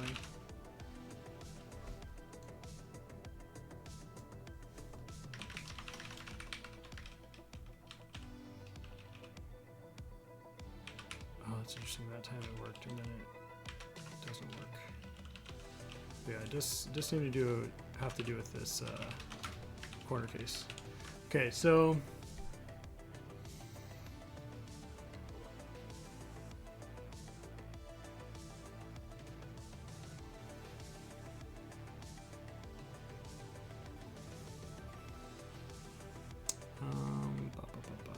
what is going on?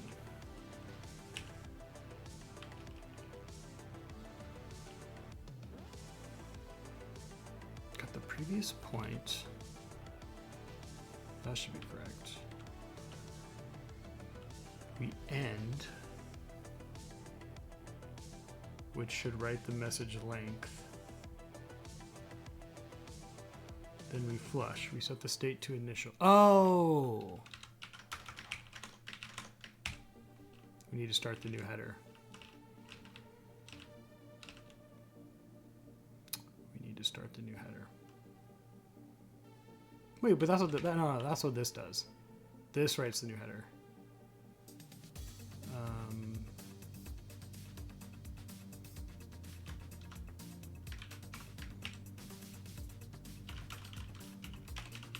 At that point, the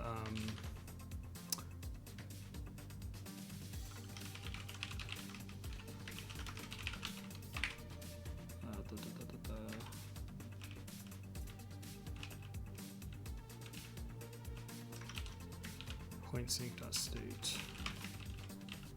Is this? I wonder if it's something to do with like I'm switching on this state while the state's being modified. I wonder if it's something to do with that. Let's I think I want to do this in 2 parts instead. So like we handle this case first and then we handle the second case. So let's try this.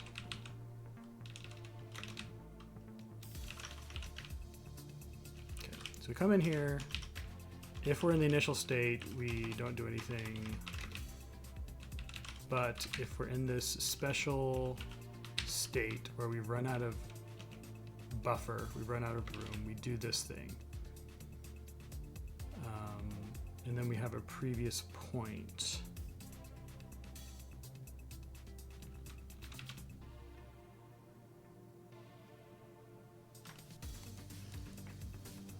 No, I don't like this. I don't know. How do I want to do this? State.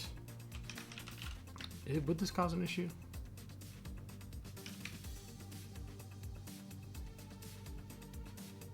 No, it should be fine, I think. Yeah, that should be all right. we write the point that the state should be initial, so it should come in here.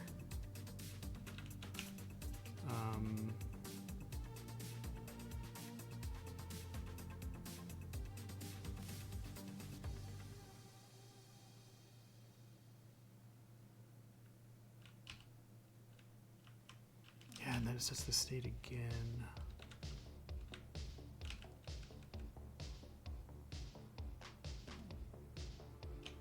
Well, this is just everything ends with this.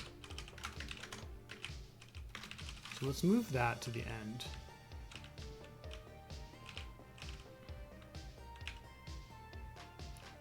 In one case, we write a header, so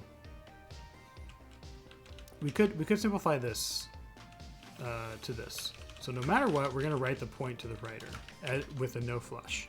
We're going to have an optional point to write.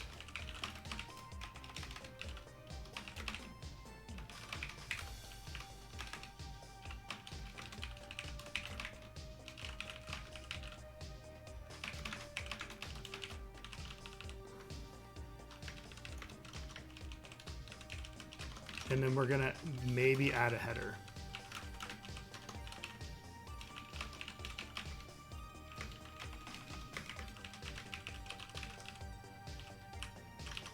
If we're writing a header,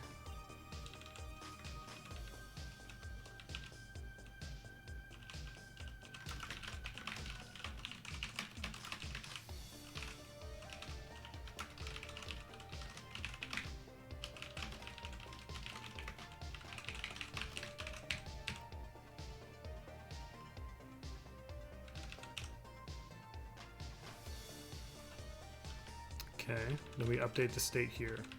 If we're writing a previous point, we write it here. P2. Okay, so these are the two optional things that we might do. So let's go up here to the top. And let's set these two optional things. So if we're in the initial state, we do want to write the header. And there's no previous point.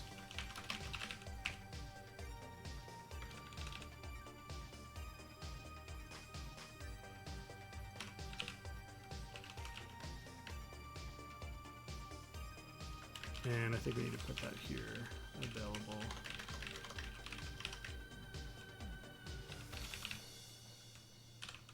Okay.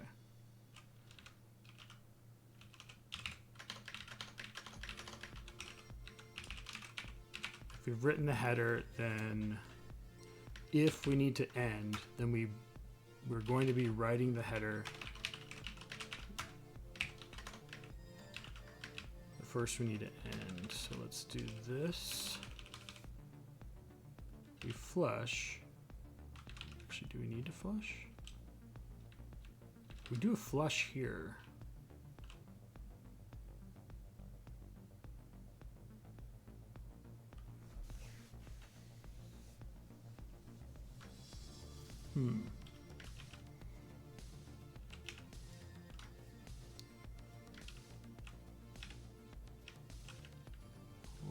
We say end.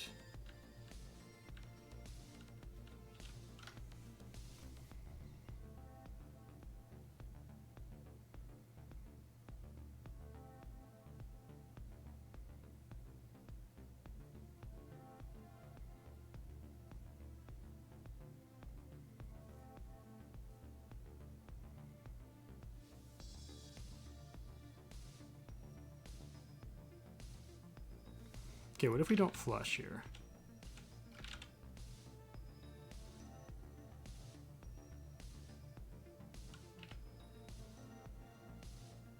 We set the state back, we reinitialize by setting it back to initial.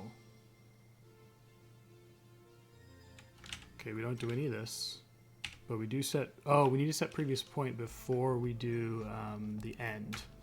So optional previous point equals this business. Okay.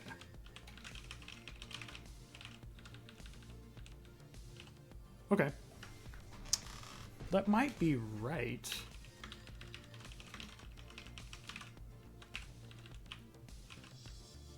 So if we write the header, if we came through this like weird code path here where we're so big we had to like start a new one,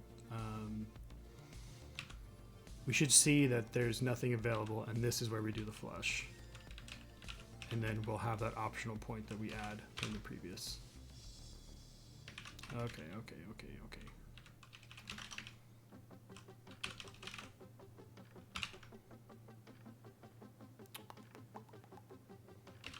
Let's call that a maybe previous point.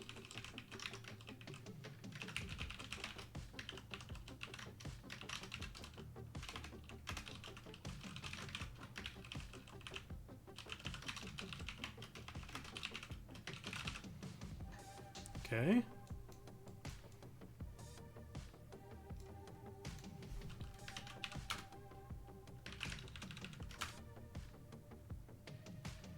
Oh. We got to this use case somehow.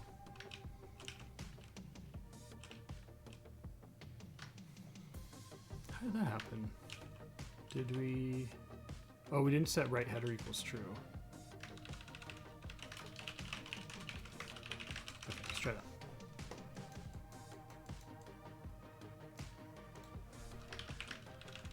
Okay. Now we're writing something incorrect that the X server doesn't like still. And what was the output? Okay, we're on that like 24 thing again somehow.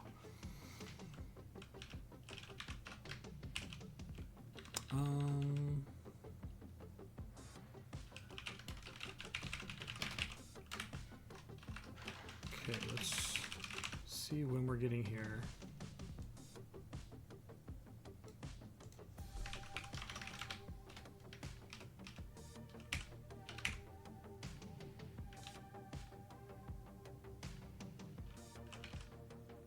Interesting. It's like it's okay with the 20, but not the 24. What the heck?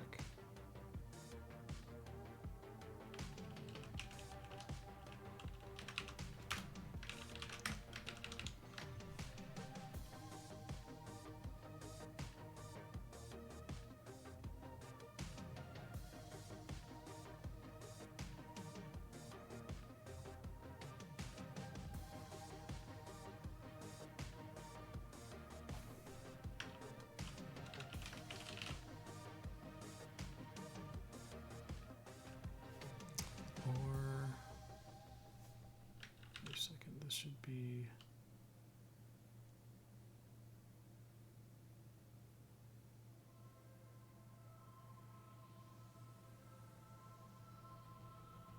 Yeah, that's fine.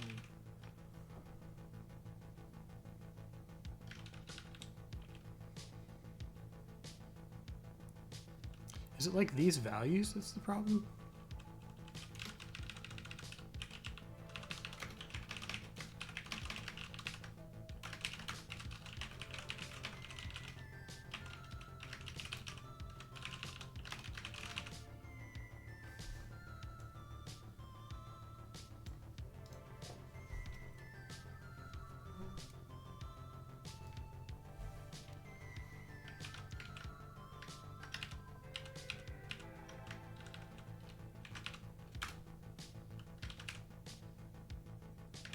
Okay, I mean, those look like they're probably reasonable, right?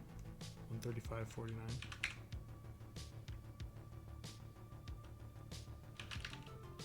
Yeah, this makes sense. So this, and it's exactly the same point. Oh, but this time it failed on 28 instead of 24. What the heck?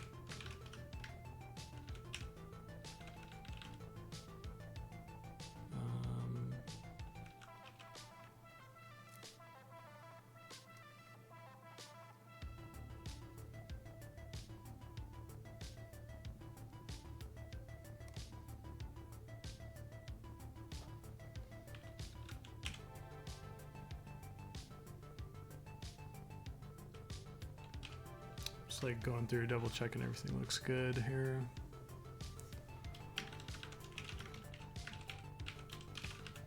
Jarable GC start offset. Yeah, I think that's right. Wait, header length. What was that? That was 12. 1, 2, 3, 4, 5, 6, 7. Okay, that's 12. Yep. If there's a previous point, you write it.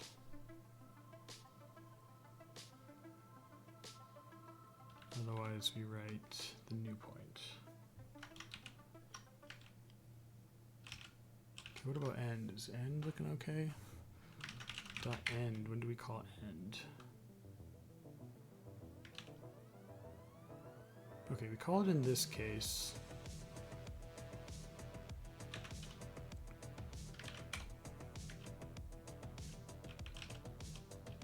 And all end does is, I think it just updates the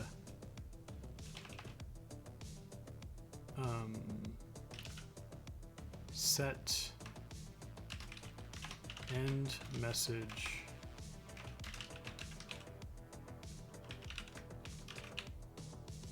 let's call it this. Maybe this will like trigger something in my brain.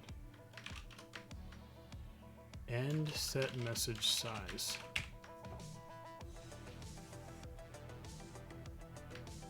Okay.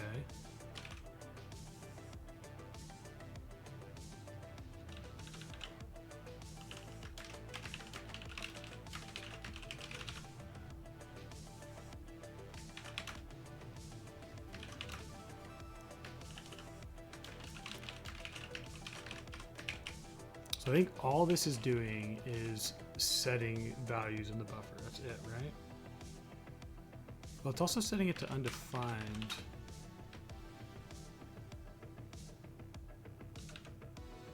Yeah, I think that's...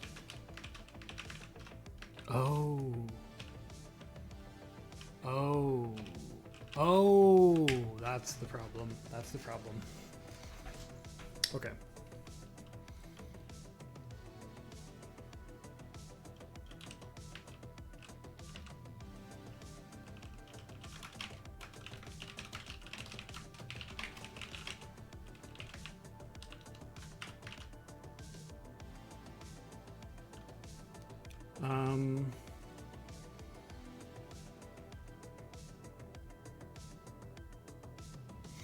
How do we want this to work? Do we want this to be like a defer? It could be a defer.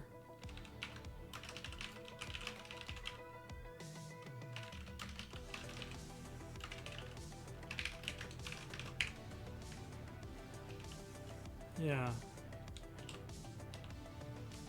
Okay, and then there, instead of an end, it'll be like just a set message size. So point sync dot set message size, and then point sync dot start. Okay, that's better. And then I don't think we need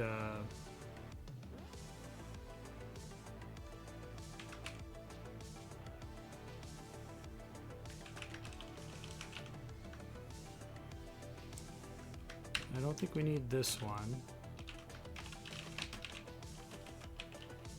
because the defer is going to get that for us. And then this one, we don't need that one either. Okay, that's better.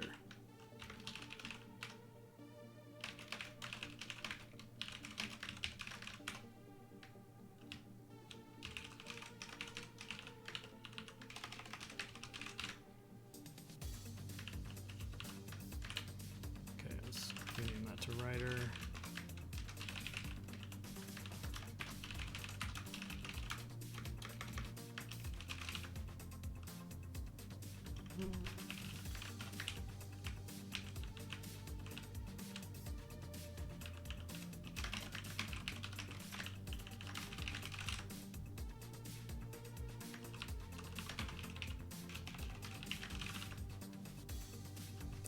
Okay. End set message size. Message sync dot writer.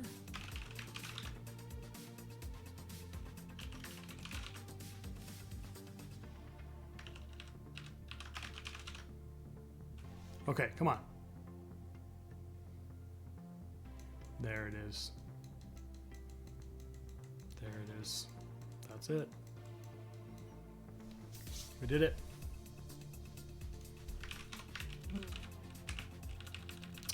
We did it. That's cool. Okay, so this API now is very easy to use. Let's get rid of all of our log statements. Okay, so we've got our poly point sync. Let's maybe add like a comment on this. Sends a sequence of poly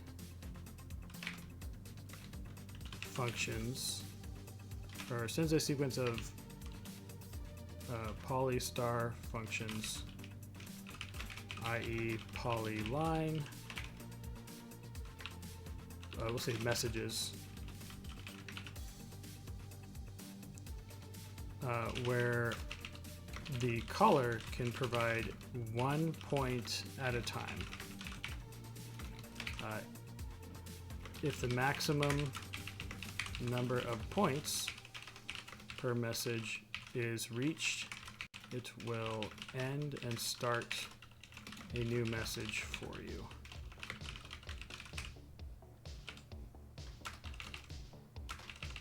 Caller must guarantee that the write sync writer buffer is at least min buffer,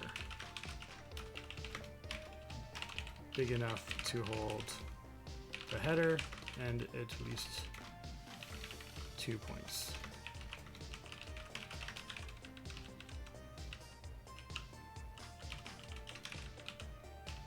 Okay.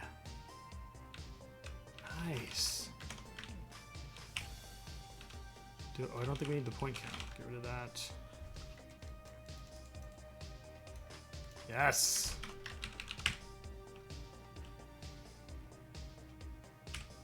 Length of the message. Message size.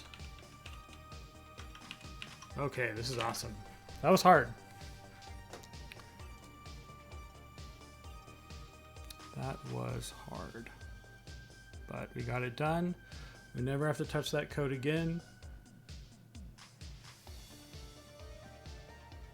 It will forever remain. It has no bugs.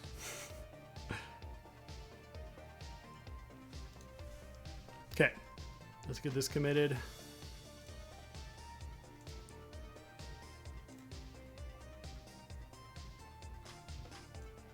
And I think we might call the stream there. Let's get a commit message going. Let's call this add poly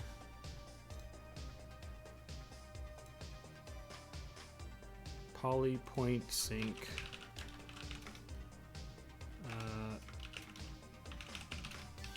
to allow. There are never bugs, just unintended behavior. Yeah, exactly. just extra features, surprise features. Add poly point sync to allow sending points one at a time. Yeah, that's good. Good description. Let's push to master, ship it. Actually, before I finish the stream, let's add. This is gonna annoy me that this is like a test that you need to draw and you like it's just a black screen. So let's just add some text to it.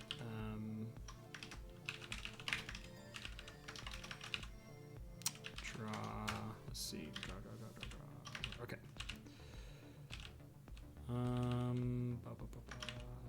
Here. So sync dot. What is it? Image text 8. That's the image text 8, I think. Yeah.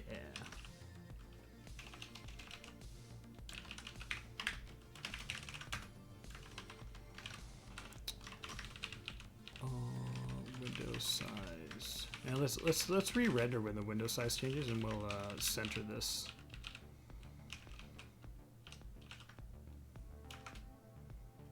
which if we're going to center it, that also means we need to know the size of the font. So we are back to needing our font dimensions. So let's just copy that code that gives us those font dimensions from our other examples. Okay, font dimensions, beautiful. Font dims, font dims. Okay. And how do you center things? Draw on me.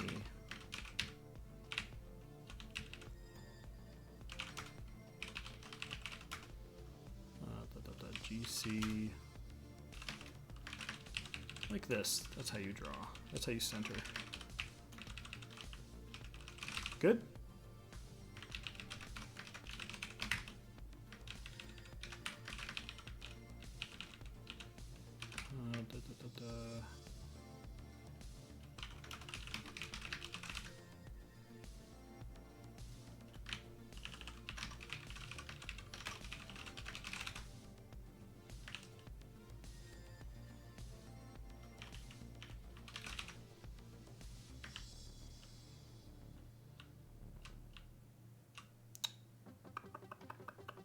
Okay, how do we make this not insane? Okay, so we've got a text width which we're casting to an I16. This needs to be an I16 as well. Okay, we're just gonna do it then. If the window size is ever bigger than an I16, I guess this will crash.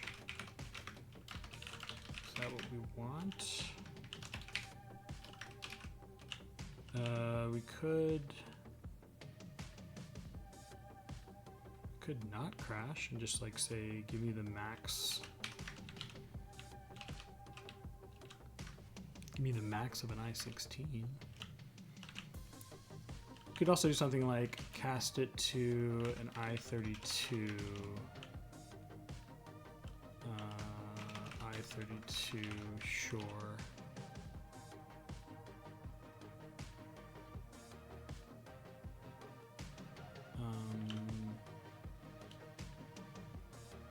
And then we're dividing by 2, and then we have to truncate.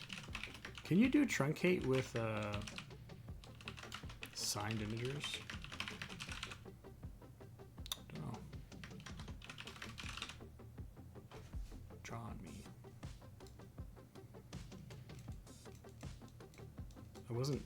I wasn't intentionally trying to center it vertically, but. Ew, I hate that it's, no, actually, it's nice that it has a box behind it, huh?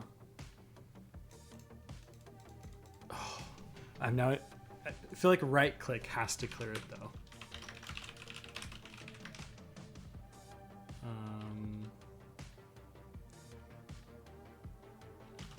If message dot state dot button 2. Right mouse.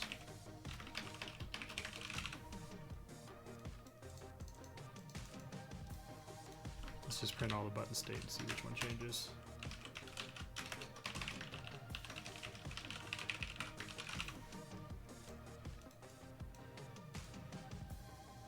The heck?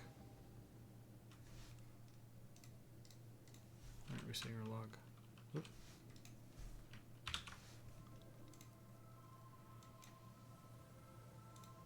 Huh?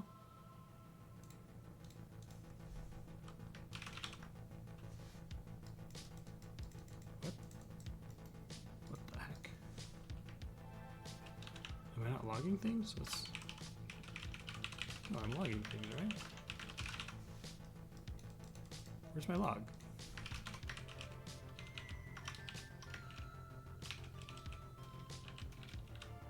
Oh. I think I need a break. I think that's the problem.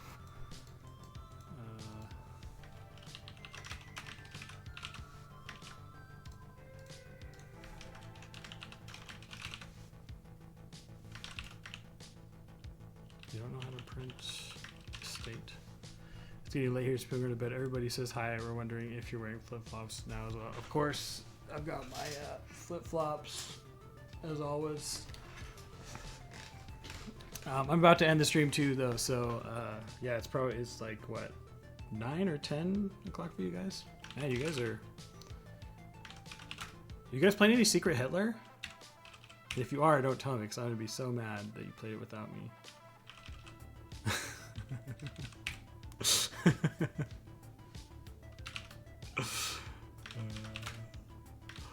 Okay, all right.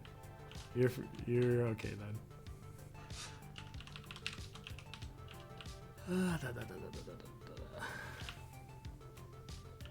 Yes, I cannot wait for our next Secret Hitler.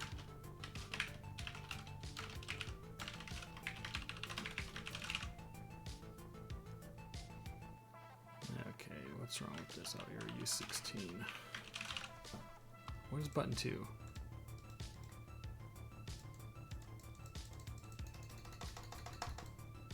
How is right click? What? What did I do?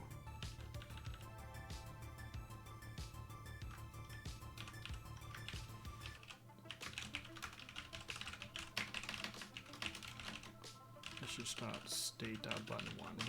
What is happening? False? What?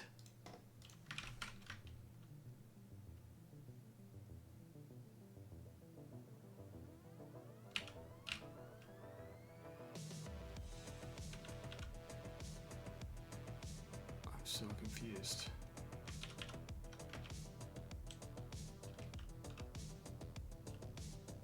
How is it always saying false? Oh, I know. The state doesn't change until after this message. That's what it is. Okay. Yeah, that's gonna drive me nuts. So button press has to have like an ID. Oh, there it is, button. Button. What button are you? Okay, left is 1, right button is 3. Of course, obviously, right button's 3. Makes perfect sense. Okay, if message dot button equals 3, then we are going to clear points dot clear retaining capacity, and then do render equals true. Okay, that should be it. Draw, clear, draw, clear, draw, clear. Oh my god. Look at that, the draw on me follows the window, of course.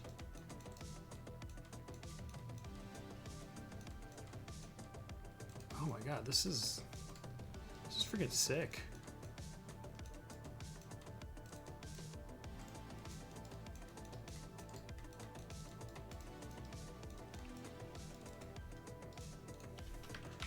Okay.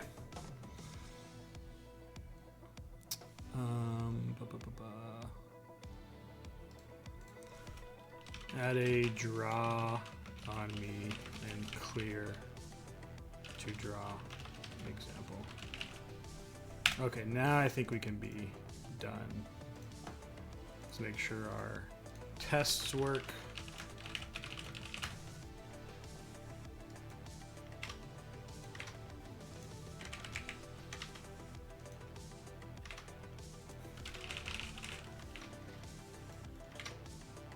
Hey, where's our draw example?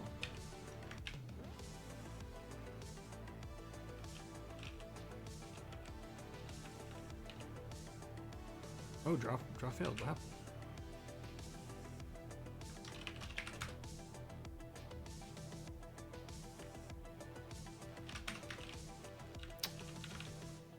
Oh. We need to put you up here.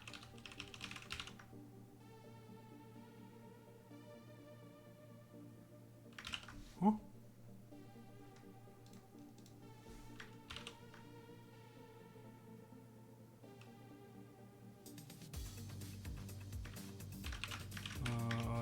think you need to be in a very specific spot, actually. Probably need to be after we create the window, but before we... Hold on, what the... Where do you go? Oh, no, after create GC, okay. Draw.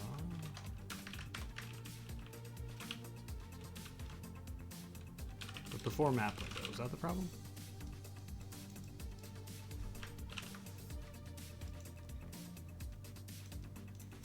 Why is it working now? Sig.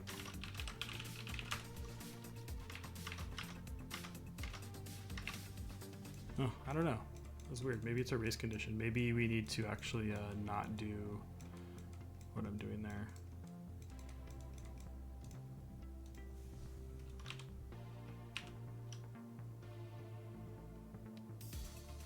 Wait, what fails? Oh, test ex- Oh! Oh!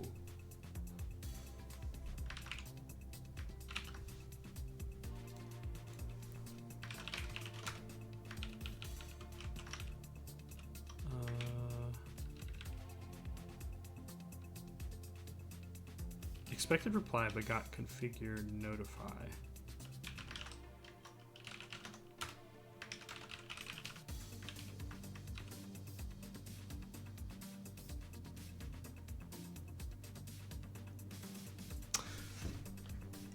Well, I will fix this. But thanks for everybody coming on the stream. I'm going to call it there. But yeah, thanks for everybody coming, and we'll see if I can stream a little bit more often. I feel like I say that every time I stream, but this time I mean it. But yeah, thanks for joining me, and we'll see you guys around. Bye.